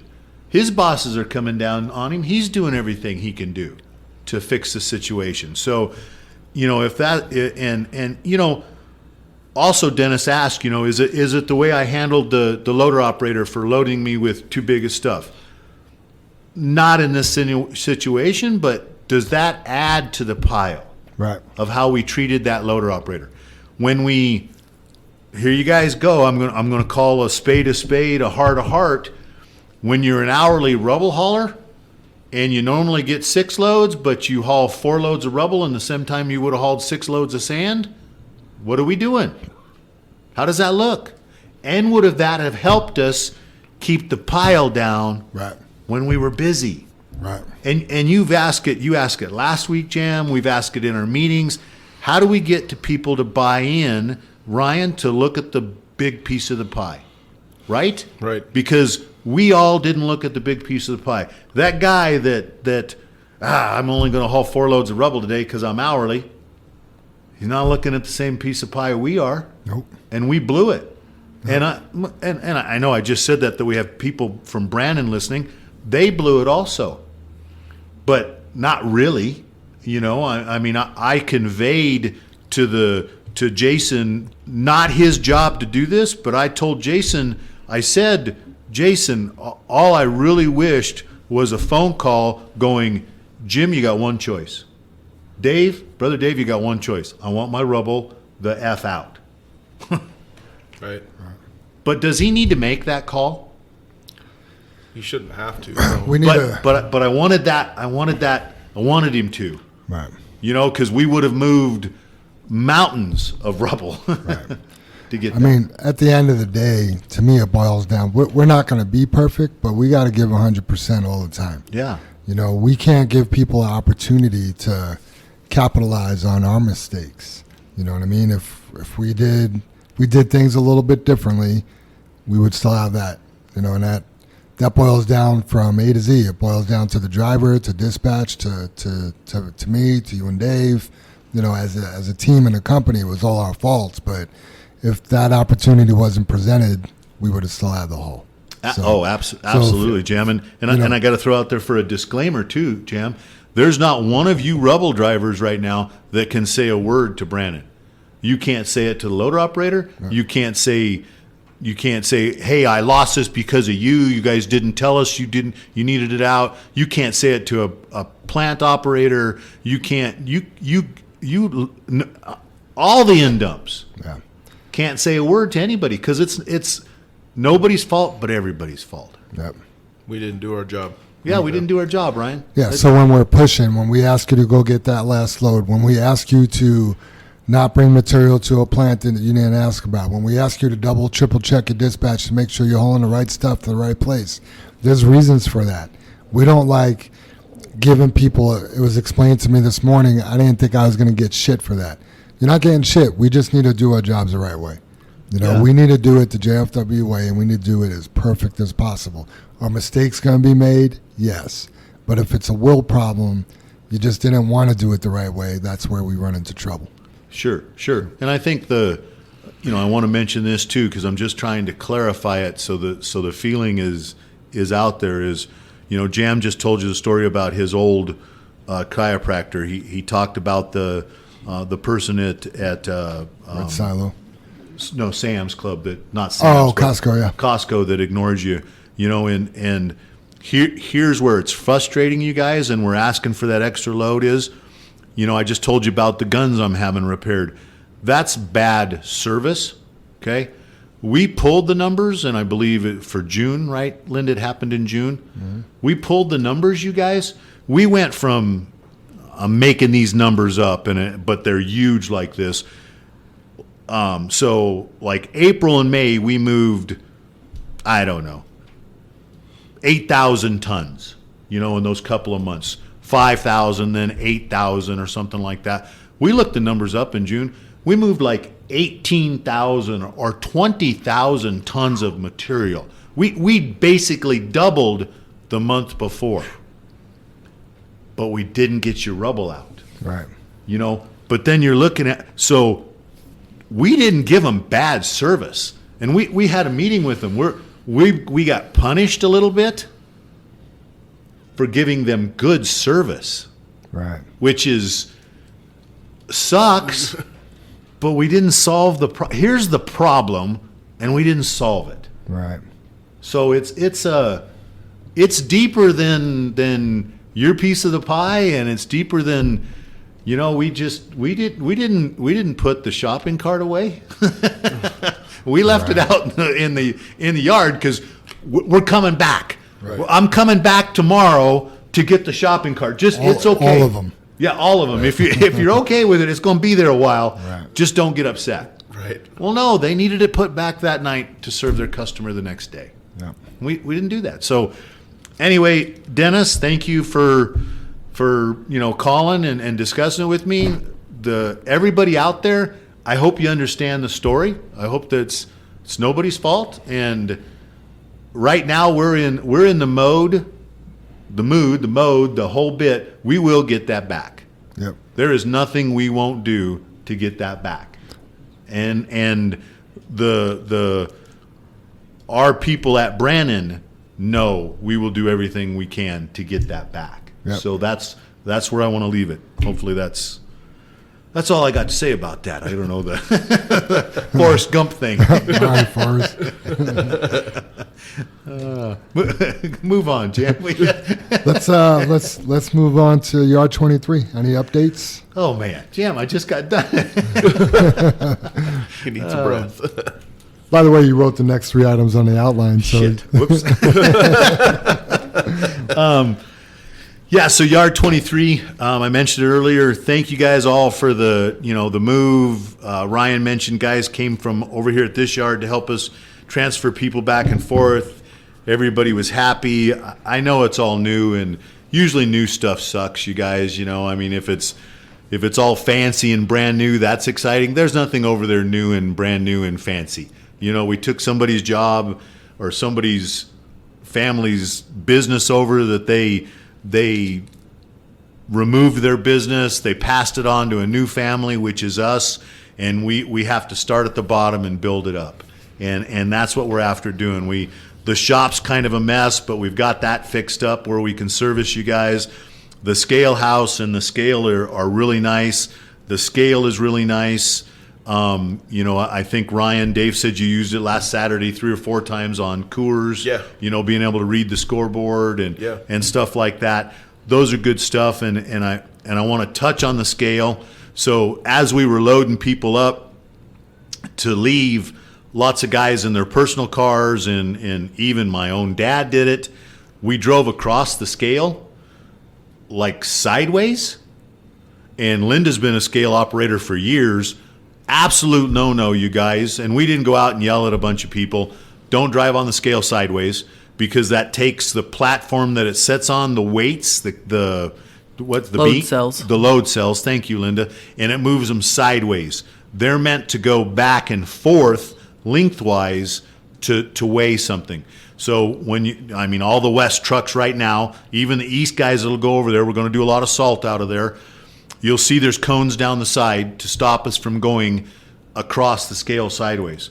Something else that we ran into is as you drive across the scale sideways, you drop little bits of dirt and sand off your tires down in the sides of the scale.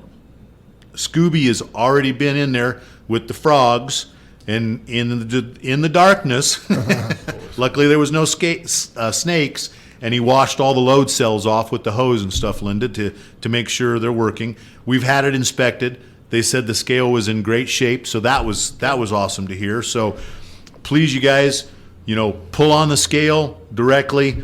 Don't run across the scale in your personal vehicles. Never go across it sideways. It's very hard on the scale. That's just something that we got to put out there. Use the scale anytime you want to weigh yourself, to axle yourself. If you want to learn how to axle yourself, it's there for that. I'm sure anybody that, Ryan has the knowledge to axle yourself, educate yourself. Scoreboard's up there. I had Dan Hawk pull up there when he was leaving to put his paperwork up. Let's not pull on the scale to put your paperwork away. But Dan pulled up there, and Dan's like, he forgot his lunch. He forgot his lunch Friday when he was down there. And Brother Dave yelled at him, "Hey, Dan, did you get your lunch?" And Dan's like, "Yeah, I got my lunch." And I was like, "Dan, I can see what you weigh, buddy. I don't think you need any lunch." And his whole car was on there. He was like at 8,400 pounds or something like that. So anyway, all good stuff. And so I'm, part of the Yard 23 update is work with us, you guys. It rained like a son of a gun Sunday night. Closed I-70. We got mud puddles all over. We put sand on top of the dirt so the dirt didn't track. Now the sand soaked up all the water and it's got the water down in the dirt, and it's muddy and it's soft, and it just it doesn't suck over there, but it sucks over there. So let's work through it. Let's be together. We are so excited to. It has so much potential. So when you're much over there, you're potential. like, Thank you, Linda. Look at all this space. And Yeah. we're at a new building and nice parking and stuff, but it's a work in progress right now. It is. And I don't know if we would have. It's good that we found out now that area was soft, because now we can do something about it. Oh, so, absolutely. Luckily, I guess we had that rain, so Yeah, we knew. Rather than having concrete over there and having that rain, and then all the concrete's all broken up or wonky or whatever. Yeah, So, yeah. but it's exciting, and there's so much potential over there with just the space and the stuff. And once the dirt piles get cleaned out, and that it'll show even more space. It'll be when that one pile there where we're going to set the fuel tank and where the wood's at, when we move that, that's huge, and you don't see it. It's going to open up everything, and even the other piles along the road on the way down, those piles get knocked down and moved. It'll be a nice big road, because I was thinking, wow, this is a a pretty narrow road. Obviously, a semi can fit, but Yeah. it's a tight road. I'm thinking we're going to take out a fence or, what. But then I'm like, oh, yeah, all this is going to be gone, and it'll be nice. Yep. So, And then there's basically 5 more hidden acres yeah. farther east that Yeah. that nobody sees or really knows about. So Yeah. good, just exciting stuff, you guys, and Yeah, and I think too. I mean, in any time you move, especially in a house, and this is a huge, massive move that we're doing. There's always going to be bugs to work out. Yeah. All the time. We just have to work through it. Yeah, it's cool to be on the property, cool to have trucks there, but I mean, how can you daydream but to think about the new facility we're going to have and when everybody's over there? I mean, that's going to be, we're going to have Everybody some in- kind of big celebration there. yeah, because the owners that sold it to us, it's the Palizzi family, Jones Fine Sand, but the Palizzis, and I think we've talked about it on one of the podcasts.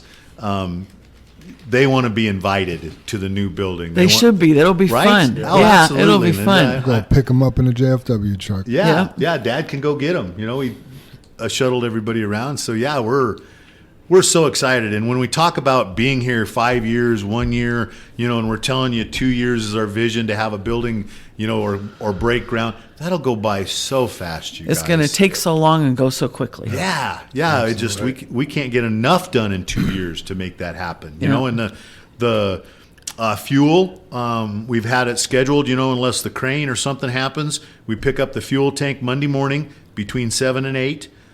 It gets set at 10 o'clock next Tuesday. We'll have the crane in there. That's the time for the crane. I don't know how long it'll take the electricians and stuff like that, but we're talking, I'm going to push it. We're talking fuel Thursday or Friday next week at that yard, and that's a really good goal, but might be the next week. But when the tank's sitting there's 50% of the battle. Right. And that's scheduled. We have a crane scheduled to be there, you guys. So it is so much coming together. Just good stuff. So keep the faith. And if you're having a problem, say something. Just don't complain about it. Right. Let's fix it. Yeah, bring your problems to the people who could fix them. Yeah. Otherwise, it's just gossip. Yep. Yeah. So. Like Linda said, luckily we got the rain. We found out the soft spot, needed to re-rip it, Yeah. and I've got it. I ripped it open yesterday trying to dry it. Maybe we just move the trucks, period. Maybe that's not a good spot to have them anymore, for a while. So, yeah. Hey, so I got an interesting text message. Remember I was talking about the car that went around me this morning? Yeah. I know who it is. I felt like, wow, how did he know that we talked about it on the podcast? But anyway, it was Dennis Lopez. He says, hey, Jam, good morning. I'm sorry for cutting you off today when you were trying to get inside the yard. I thought you were just going to park there on the street. That makes sense because I moved over to the right to let the truck out. LOL. But I have a question. What's going on with the podcast? I've been waiting for so long. Grumpy face. I really like to hear the podcast every Wednesday morning. I'm just wondering. So, Dennis, apology accepted. That makes sense. I did pull over to the right, so I can. And he doesn't know we talked about him because we haven't sent this out Yeah. yet. So how awesome is that? I like Dennis. Does a good job. And that's we talked about it. That's the story that chokes me up about the guy on the train that lets his kid do whatever. There's the rest of the story. You feel like telling it again? No, I can't get through it, Tim. I can't. I hate that story. Well, I love that story, but I can't hate that. It's like me and you talking this morning. Yeah. There's this whole other side to everything. Yeah. And yeah, it's good stuff. And Yeah. I guess if you don't mind, I'll kind of keep going on our list here because I don't mind. when we talk about 23 and I talked about how to use a scale and different stuff like that, last week we were all so busy we decided to skip the podcast, and we talked about on that podcast or for that podcast talking about the past and the future and how things have changed and what's going on. And I wrote a few things down, and when I just said to Linda, that I celebrate my 40th high school anniversary this weekend, and I started driving here right out of high school. I mechanicked, whatever the graduation, May or June, and I worked the summer. And you guys have heard the story. Dad looked at me and goes, "I can't afford to have you in the shop. You need to drive."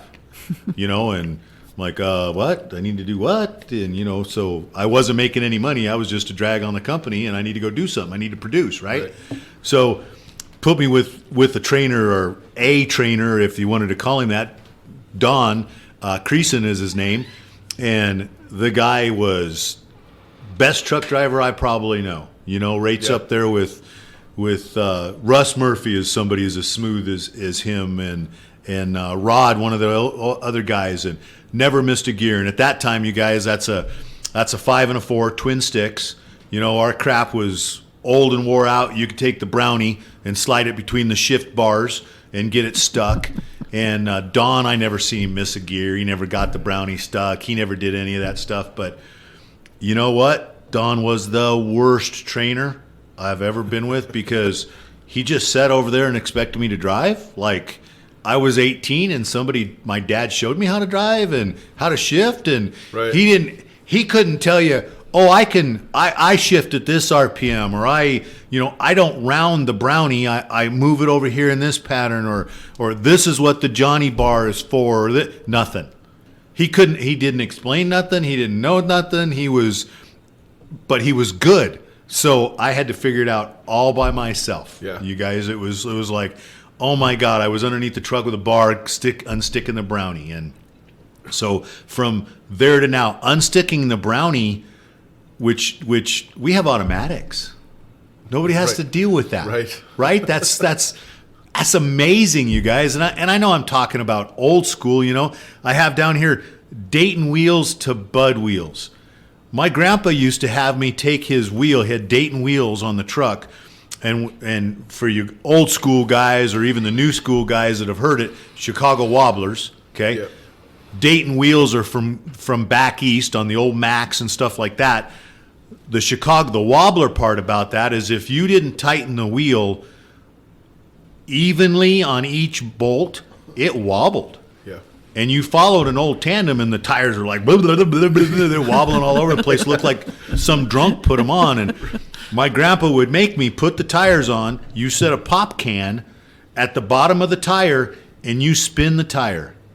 And that tire better not move away from the pop can, and it better not hit the pop can.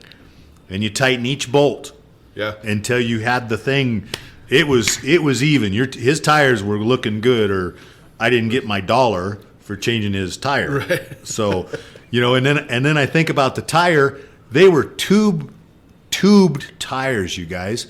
We would shove a tube in there, and then as inventions come up, so that tube rubbed against the steel wheel that your truck tire went on. So then they came out with a flap. So you'd put the tube in, you'd have to air the tube a little bit, and then you'd put this rubber flap that separated the tube from the steel rim, and you had to tuck the flap all the way around the tire and get all that back on the rim and get the valve stem pulled through the little slit in the rim. Sounds terrible. And then you had to beat this steel ring on that you hope the hell didn't come off when you were airing the tire. That's the reason we have a cage out here. Right. Used to have a cage out there, because in our old shop, if you walked in the kind of lunchroom, break room, office, driver's room, whatever, mechanic's room, because it was so small, there was a tire, Goodyear Wingfoot, printed on the ceiling. Oh Where my we- gosh. Yes. Where it came off, didn't hurt the person, made it through the doorway, and then printed on the ceiling. Holy smokes. So as a little kid, that was my lesson. Like, see that right there? You don't want that on your forehead. That'll take your head right off. That'll kill you. Yeah. Then they came up with like a ring, but then they called it a split rim.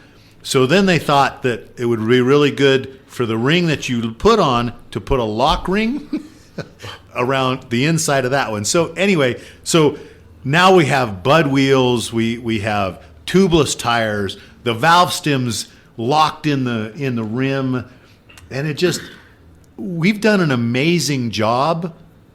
The world has, the industry have, JFW has, as coming into the future, and our PTOs, they used to be cable driven. You'd have to yank on this cable to get this arm to move on your PTO. You guys are just flipping a lever that's an air actuator, and it kicks the PTO in, the power takeoff. Same with the pumps. Well, if that cable was kinked, or you'd went through some rain and the truck set all weekend and the cable rusted, or it broke, you know, if it broke, you know what you were doing? You were laying underneath the truck, moving the lever by your hand. Well, when you moved the lever, the box started going up. You better crawl out fast and get in the truck because it was, you know, the box was going up. Then if you got it to the top, then what we talked about last week about leaving the truck, you know, against the hoist, well, the load would go against the hoist at the top, and the old engines are rolling. You better get down and shut that off while you're underneath the, you know, truck, Right. you know. So, yeah, so it's just amazing stuff, you guys. And spring ride, my first truck was all spring ride. You know, the trailer was these huge rack of springs. It would beat the hell out of you. You know, you see some of the mixers out there and how rough they ride, and Drove them. yeah, drove them. Yeah, you drove them, Jim. And, you know, we have air ride trailers. We have air ride cabs. We have air ride trucks. We have air ride front ends on some of this stuff. And I guess what I'm trying to spit out is it's just like Yard 23 is it will be better. Give us a chance. Oh, yeah. You know, it's not going to be 40 years, you know, and that's how long it's taken to come up with inventions. And then also, I mean, if I'm 40 more years, makes me really old, but I would love to see it in 40 years. I want to be around in 40 years and see where all the trucks are at. See what we're doing. That's exciting. That'd be cool. You know, it's like the, you know, goofy thing it is the microwave and your cell phones and. Did you take a drone picture of the property before you did anything yet? So when we had the phase 2 done, Linda, so that's an environmental inspection of phase 1 and phase 2, they sent us over some really great pictures from back in the 50s of how 270 wasn't there, all that, and I plan on trying to get that made into some photos and have that stuff. And Or a timeline of how? yeah, we have some timeline pictures. So yeah, good stuff. So yeah, just everybody hang in there. You know, I mean, I got on my list from LED bulbs from incandescent bulbs to how long things last to how bright they are. You know, and then also a quick thing, everything usually causes a problem, or for every action, there's a reaction, no matter how goofy that sounds. I love LED bulbs. I think they look cool. They're bright. I have a thing for lights. But in the middle of a snowstorm, they create absolutely no heat. Yep. So it doesn't melt the snow. And, and the snow molds, you know, flows over and molds over. You can't see one damn light. You know, that light is really cool, but in the middle of a snowstorm, when you really want some lights, there's no heat. Right. It doesn't show. So good and bad. Good and bad with everything. Good and bad with your hardwires. You know, good and bad with hauling whatever you get assigned. It's just how we're going to look at it. Good and bad. Yeah, that's. Look how far we've come in dispatch when we used to hand write out in paper, fold up, tell right on the top, first, second, third, first times 2, fold them up and put them in the driver boxes. And now they're getting them on an Axon app. And, Yeah, we're about to, Linda, and you know about it, Jam. You can speak a little bit about it, but you guys we're about to go to Paycom.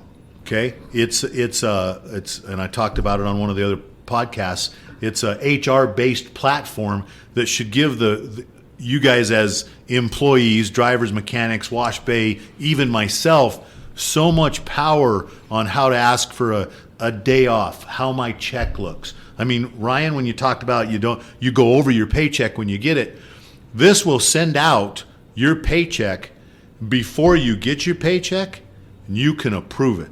You can look at it, really? Check out your hauls, approve it, go, Joanne, it's all good. You send it back. We kick you out a paycheck. Very little mistakes. Wow, that's cool. Right? That's really cool. And we're excited, but is there going to be some crappy things we'll find with it? Yeah. I'm sure in a snowstorm it won't work. In a perfect world, maybe not. But. You know? Yeah, I mean, I just think about. I'm gonna tell a story about Linda picking on me some more. I just remember when we got Samsara. You guys know how hard I advocated for Samsara, and then we go live, And then Linda goes to do something on some stuff. She's like, "This sucks." I'm like, "What?"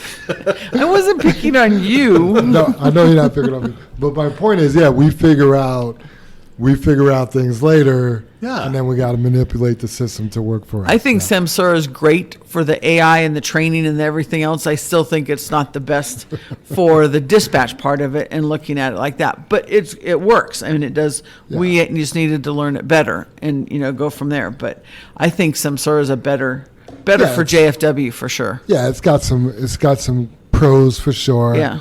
I wasn't aware of the cons, but you've pointed those out. So Several times. So the same thing with Paycom. I mean, some of the things that it's going to do is amazing. The fact that a driver could look at their paychecks before the check is cut, because right now, if there's a mistake, you gotta, either Joanne's going to be like, "Okay, do you need the check today? Can you wait till next paycheck?" Or now it'll just be like, "Hey, there's a mistake. Oh, we'll fix it. Yep. Sorry we paid you too much. We'll take that money back." Right. Yeah. Good stuff. Yeah, good, exciting stuff. So, Bamboo will go away. Yep. Just to give you guys all a heads up, Paycom will be the new thing. Yep. I'm sure, people will all have problems downloading it or something. There'll be stuff, but Yeah, there's training that's going to be set up. We're actually pretty cool. We had our Paycom meeting yesterday. Next week's meeting, they're going to have they call it our shell company set up. So it'll okay. actually be live, like drivers can't use it or employees can't use it yet, but we'll be able to see our actual system. Oh, wow. Not everything's going to be in it, but it's moving right along. Good. I think the first paycheck for Paycom is going to be October 3rd. yes, October So 3rd. we got, Yep. till the end of next month to get it all figured out. But we've been working on it Joanne and Ann have been working on the deal for months and months. And we've probably been working on the system for at least a month. Meetings every week, gathering data, stuff like that. So it's going to be good. You know how I felt about Bamboo. Right. Yeah, and I'm excited. I love Bamboo, but I'm excited for Paycom. Just even the time off features. Once a date's blacked out, we'll be able to go in and actually black out that date.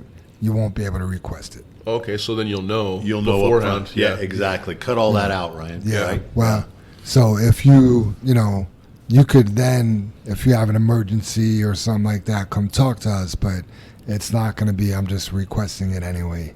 Right, Right. right. So. Yeah, anyway. it's more powerful for all of you guys. It's robust. Yes, and it automates a lot for Joanne, so Joanne could work on some other things to help the house. Yeah, it'll let you hopefully it'll work this way, like for your medical stuff. Once you're hired, you can pick all your medical stuff, Yep. and then it automatically kicks in. Yep. You don't have to meet with Joanne. We don't have to wait for you have to wait for the date, but it's there. You see it. It's explained. They handle it. Yeah, you want to you're giving 2% to your 401k now, and something happens and you want to give 4%. Well, you don't need to talk to anybody. You just go on your app and increase it to 4%. Right. That's Yeah.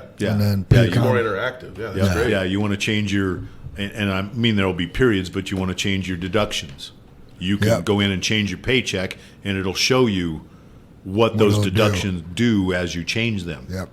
In real time. Yeah. In real time, and then there's that. Then it has to be approved, Ryan. Yeah. But it'll automatically show you what you're doing. Yep. I like that. Nice. Yeah, pretty cool. Yeah. See what we got next here. Oh, this was yours, Jim. I'll give you a little bit of a break though. You wanted to talk about Amber's game we've been playing? Can you explain it? I mean, you've been playing it with us all. I mean, Yeah, it's just interesting. I just it's- wanted to tell everybody. It's fun. Yeah. It's cool. So, Amber, I didn't take this from you. I thought you might want a break. What's that? This? Talking.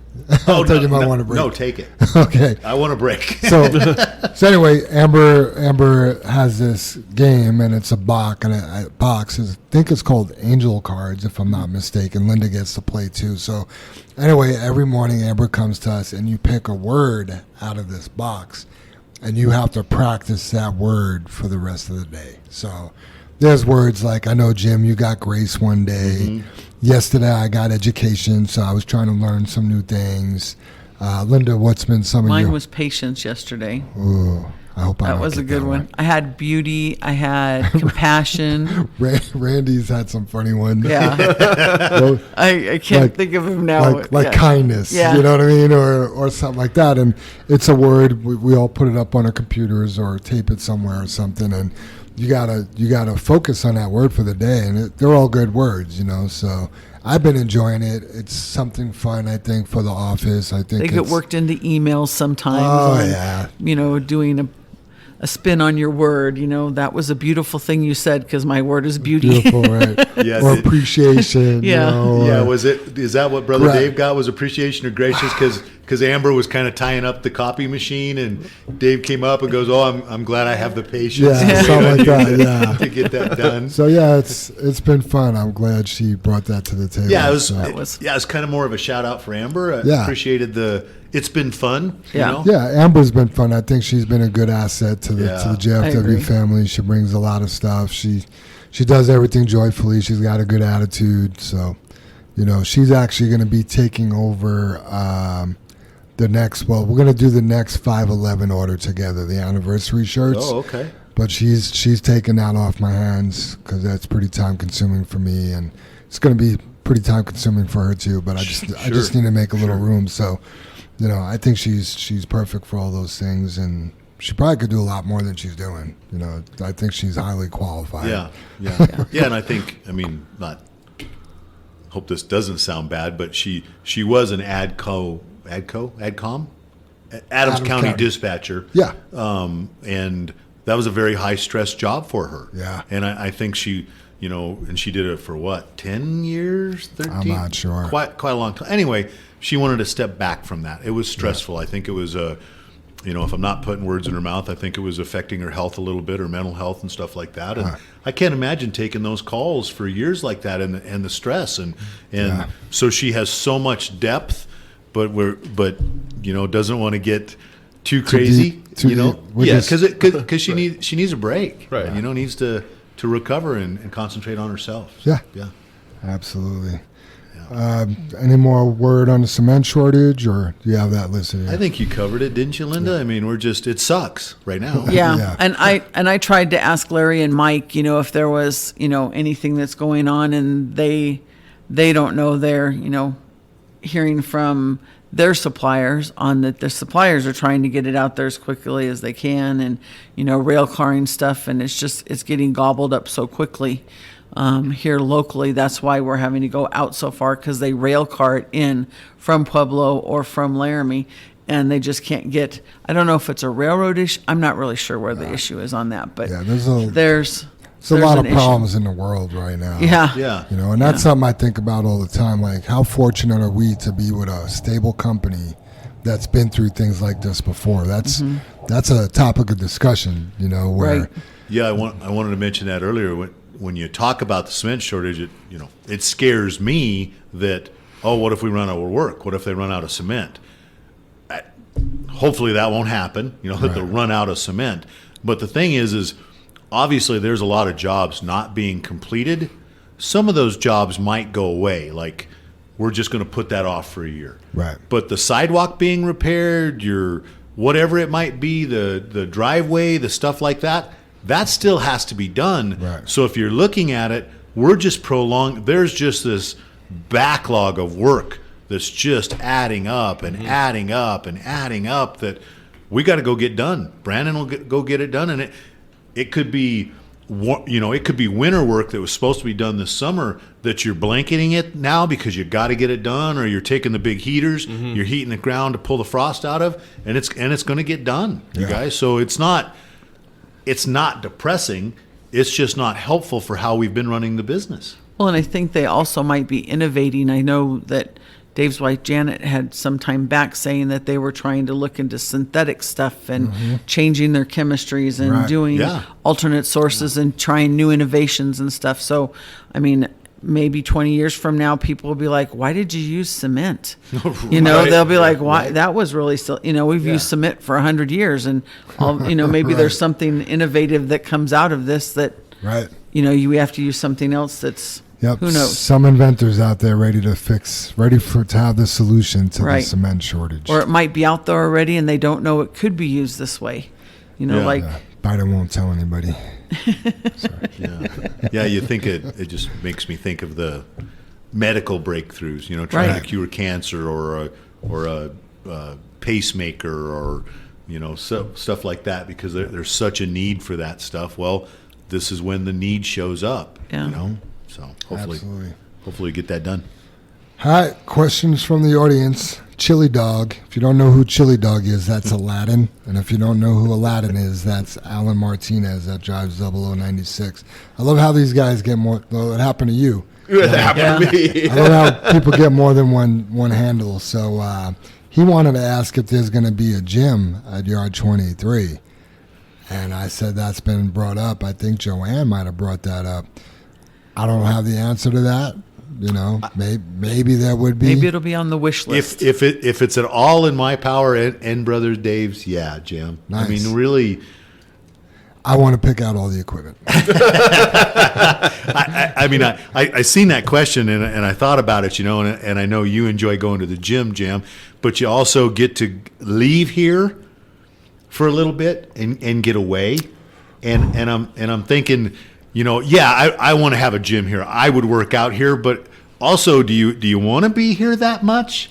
You know, because I would like some pool tables, a lounge. You know, we went over to Fiore's a place over here at the old Rainbow Bakery, and they have a hell of a gym set up. You know, excuse me, in one of the areas where they used to keep bread, and it's a cooler cool room, so it's great to work out in, you know, that kind of stuff. And yeah, I think I want to. Well, Do people utilize it a lot? Did you ask them? Yes, there's a group of people at the end of the Regulars day. or whatever. Yeah, we were over there in the middle of the day. It was quiet in the middle. Nobody was Yeah. in there in the middle of the day. But Right. yeah, and I think that's, you know, I just don't want people to get, you're here 12 Burnt hours out. and you're here 2 more hours lifting. But if you have the opportunity where we can serve you, right. absolutely. Yeah, I think that would be awesome. Just to let you know what I want to be here. I'd rather work out here than drive somewhere to work out, 100%. But if we don't have a gym, I'm still good driving. But going to the gym for me, so everyone knows, I take a pretty long lunch and I go to the gym every day, or almost every day. It's stressful for me. It's like I feel like I need to be here. I feel like I'm missing out on something. It's a rush to get there. It's a rush to get changed. My workout is rushed. Like, it sounds really cool, and don't get me wrong. I'd rather be stressed out going to the gym than not going, but it's not all that glamorous for me. It's No, because I've like- called you, and you answer your phone. Oh, yeah. You answer the radio. I know it's not, and you're trying to fit that in, and that's all of us, Jim. You know, Yeah. and it's not still like this is the work. The work just It doesn't end. No, Yeah, it falls it into doesn't end. everything. Yeah, I'm fortunate to be able to go, but yeah, it's a quick. It happens fast. Let's It would just say definitely that. be more convenient for sure. Yeah, absolutely, Ryan. I mean, like I don't know. Yeah, we could have meetings while we're working out.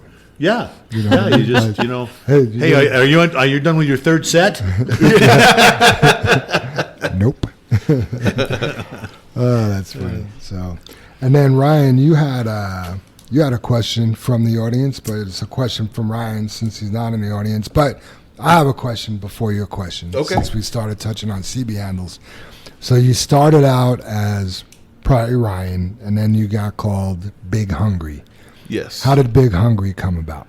Okay, so when I was in the oil field, we were on a job site, and we were there for probably 3 weeks, and the company man who was in charge of the entire pad, you know, I'd pass him, see him in passing, you know, this and that throughout, you know, the whole time we were there, and every time he passed me, he would say, you know, he would say, "You're always eating something when I pass you.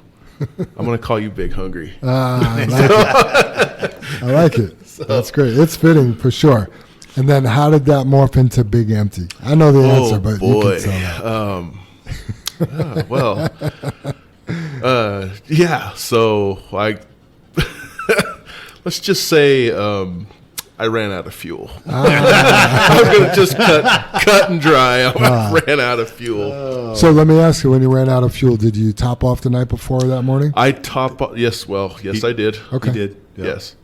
What was the problem? You just drove too far? How many miles did you drive? I think it was roughly a little over 600 miles, I think. Okay. Yeah, but I think we did have a problem. We did discover a problem with that with Freightliner, right? Yes. I mean, there it was the something with the fuel management system. Yeah, your fuel management. You ran out of fuel. Yeah. Got it. Okay. What's your question, Ryan? So actually, my question is for Linda. I was just wondering how to handle like undelivered dispatches in Axon. Is that something that we can still do on our own Yes. in the app, or is it something that you guys would rather do if to you take can, them off? If you can do it in the app, that's the best way to do it. You just have to mark it as undeliverable, but then you have to put in a ticket number that's a unique ticket number and not a duplicate and whatever. So 1, 2, 3, 4, 5 is already taken. 1, 2, 3, 4, 5, 6, 7. A is So some of those are already taken. Change it every time. Okay. Right. So I try to go in there and clean those up so that you can reuse a ticket number. But if I'm not here or it gets behind or something like that, then it'll give you the error that you got the other day. Okay. That's on why. that. Yeah, that's why I was. Yeah, that's kinda why you got confused, the error 'cause I on had, that. Like, You can always call in and say, "Hey, can you clean up some of my dispatches and stuff?" And I can go in and clean up your stuff on that. I try to do that. Like for today, I would clean up from Friday or Saturday back. So Okay. anybody that doesn't have stuff, I try to get those undispatched so it doesn't clog up your Axon. I started to do that. I didn't leave enough days because I had people that on Tuesday were putting in their tickets from Friday.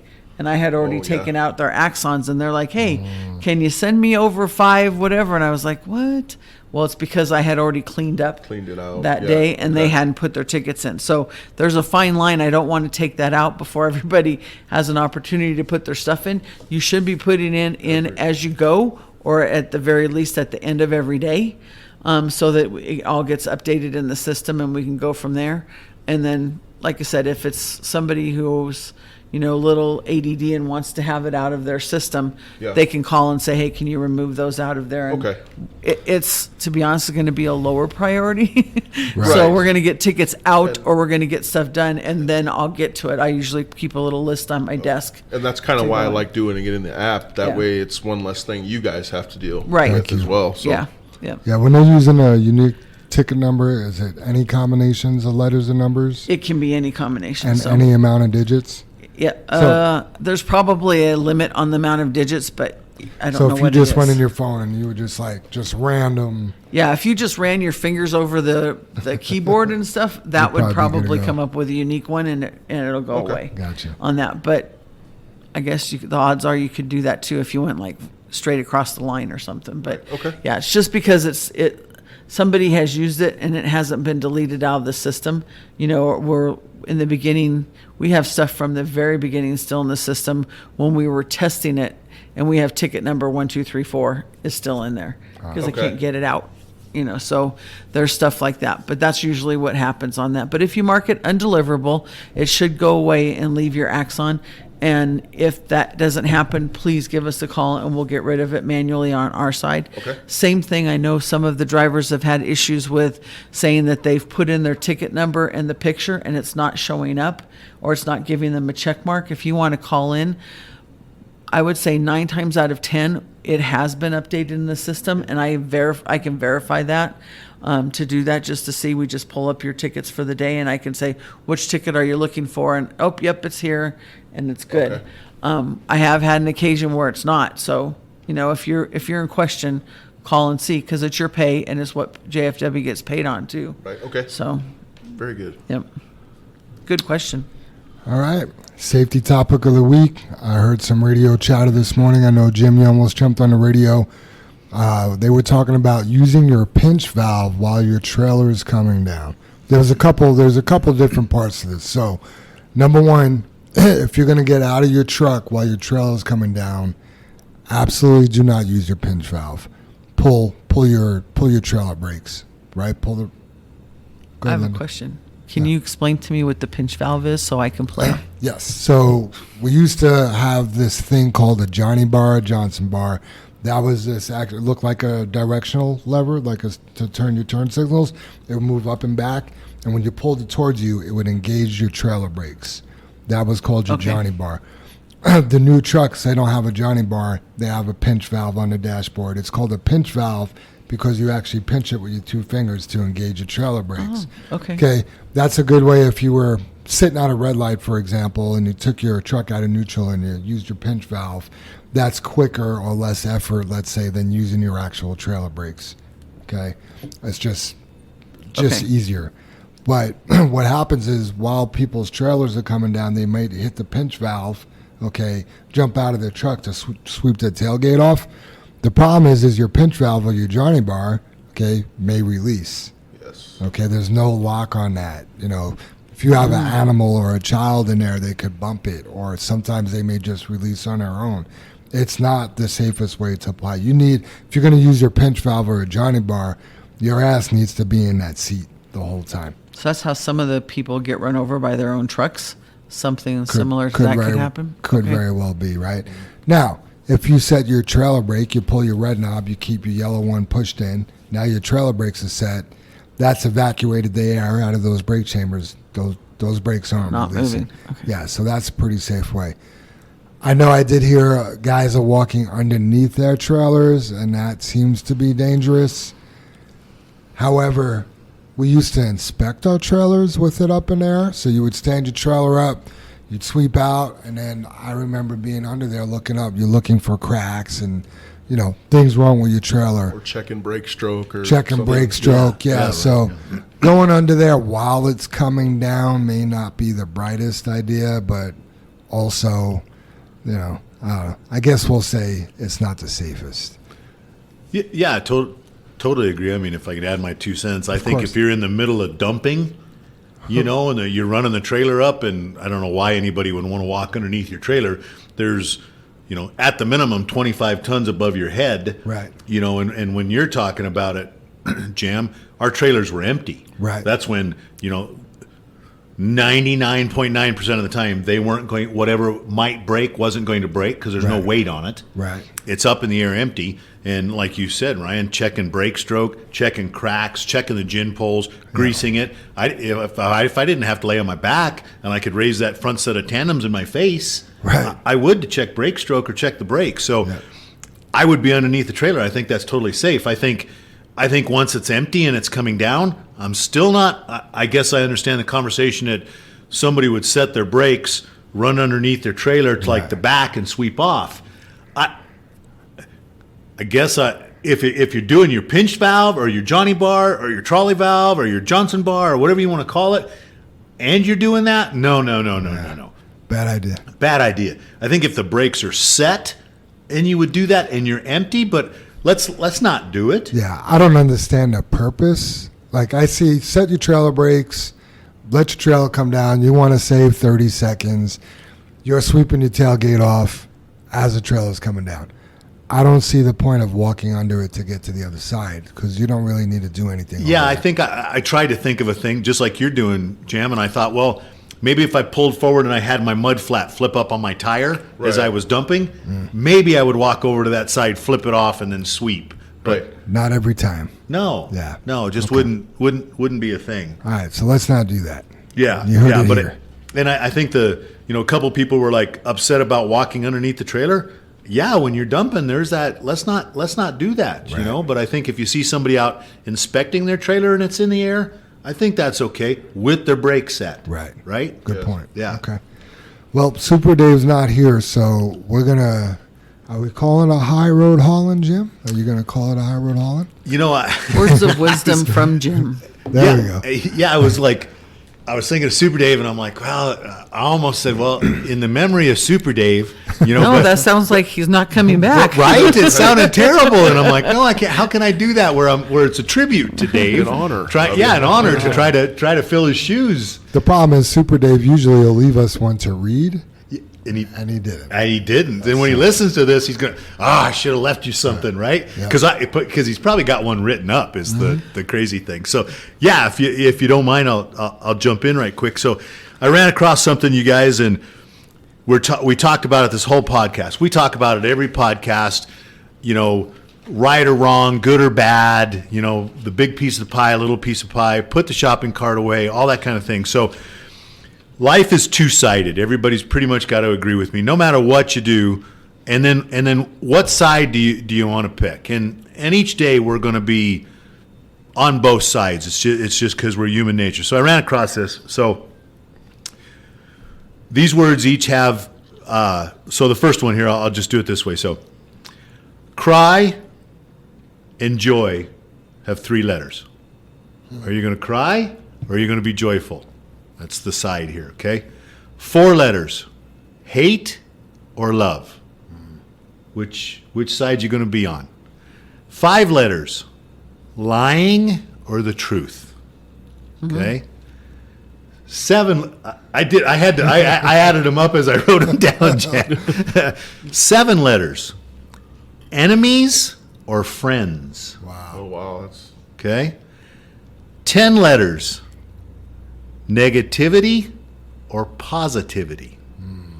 Which 2 sides? Yep. No matter what you look at in life, there's 2 sides. You wake up in the morning, which side you going to pick? Yep. Where are you going to put that first step? So that was just, I don't know if that ties into like it. Freddie's thing too. Yeah. 10% and the 90%. Yeah. So I don't know if that's quite a super Dave moment, but I I tried. love it. Yeah. Great. I think you did great. Yeah. Thank you. Absolutely. Thank you. All right. Final thoughts, everybody? I have, if somebody will jump in there, I just have something from Jimmy. Jimmy V. I wanted Sure. to read right quick here. Ryan, your final thoughts? Yeah, I just wanted to tell everybody, just keep grinding. Keep doing the best you can every day. If we take care of the house will take care of us, Amen. Yeah, just stay humble, stay focused. It's hot, just let's show the world what we can do. Get off your hardwire. Get off your hardwire. Love it. Linda? I just want to express how grateful I am to all of our awesome drivers that we have here. We have just such a good crew here, but we also have great mechanics. We have great wash bay people. We have great office staff, the steering committee. We have the best dispatch team. I mean, we just have everybody is so good here, and we forget to tell people how grateful we are to have them here and how much we appreciate that. So I just like to take opportunity in the podcast that goes out to the world to say thank you to We everybody. are worldwide. I love Yep. that, Linda. My final thoughts is a quote. You guys probably heard it. What we do in life echoes in eternity. And that's from Maximus. What is it? His last Aurelius. Aurelius, yeah, from Gladiator.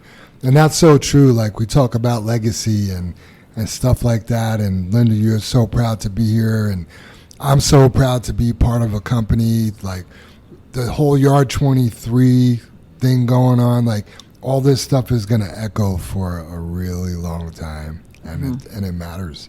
Yeah, So, it does. Yep. It does absolutely matter. Yeah, so everybody, I got a text from Jimmy V a couple weeks ago, Jimmy Villagrana, that was on the podcast and ties in with Linda, you being thankful, and Jam, you're talking about eternity, and he has a good friend of his that he wrote me in a text that made a Facebook post, and Jimmy calls the gentleman Pops, so I something like a father figure, or been so long with him, has a knowledge of, that father figure, Pops. So he writes to Jimmy here, or writes in the post, good morning, Sir Mijo. You have so much to be thankful for. Who else can get up, jump in a rig, drive around this beautiful state? And this is, I'm going to read into this. This is this guy's vision of our state. Beautiful, and we all agree. We beautiful sunrises, sunsets, what we all have. And so I agree with that. But some mornings when I get to drive in here, I'm not looking at any of that. There's just what faces in front of us. So drive around in our beautiful state. The scenery, mountains, city, small towns, the greenery. yet still snow on top of the mountains. So we've also, I mean, we look out, there's still snow on top of the mountains, right? So he's kind of funny here. He says, the taco trucks, the burger joints, the people you meet, the people you serve, etc., and you get paid, and you on top of it, you get paid for all that and more. So this is Jimmy's friend, going, look at this. I mean, and maybe Jimmy was down at some point, and this guy picked up on that. So I love that. You're looking all that around, and you're getting paid of it. So, and I don't know if it was on this day, but the gentleman says, actually it's Carlos Gutierrez. I should say that. Hopefully that was his name from the Post. But he said, "Happy Freedom Day. May God carry you in the palm of his hand daily in Jesus' name." So Love that. religious or not, I hope somebody's carrying me in their hand and looking out for me. And happy Freedom Day. We read if that has anything to do with the Pledge of Allegiance and in our wonderful country, happy Freedom Day. Yeah. The freedoms we enjoy that we miss out on. So Jimmy, thank you, buddy. You gave me a final thought. Thank you to Carlos, I believe was the gentleman's name. So yeah, that's it. And just so I can finish here, guys. So Armando this morning, I believe that's Daniel's son. And then also Veronica and Alonzo, since he works here now, her daughter Giselle. It made my heart just soar to have those two kids this morning. I told the guys before we started the podcast here and I mentioned it, a sunrise, a sunset. I have beautiful children. I love my wife. I have fantastic people I work with. But to hear those voices say good morning and thank you, and they're so, Ryan, you said it, brings a smile to your face, doesn't it? Yep. The joy. God, you guys, we have so much to be thankful, and those little people just have so much. I hope we don't ruin them someday by our adultism. That they're always saying good morning and thank you. Yeah, that we don't. That some person doesn't take that them. Joy. Doesn't give them the beaten puppy. The innocence. Yeah. They're so innocent right now, you know what I mean? Yeah. Armando's good morning and thank you was pure. Yeah. Yep. And all of Veronica and Alonzo's kids, they're all they're such nice children, aren't they? Absolutely. I've bragged about them before. So. Absolutely. Yeah, your kids corner you did with Bella. It's just, gosh, you guys, as adults, we have so much responsibility to ourselves, to each other, to JFW. No wonder we get crabby when the weight we truly have on our shoulders. If you think about what our responsibilities are to each other, it's a lot. Yeah. It is. Yeah, it's a lot, and you still got to put the shopping cart away. Right. Yep. Pick up that piece of trash off the ground. We go on and on and on. Right? Yeah, we can make another podcast. Well, this one's 2.5 hours long. So. Okay. My gosh. We got to get out of here. We got work to do. Anyway, Ryan, thanks for being here. Linda, thanks for being here. As always, Thank Jim, you. pleasure. Yeah. And we'll see everybody next week. Thank you. Thank you, guys. Yay. See Thank you, everybody. you.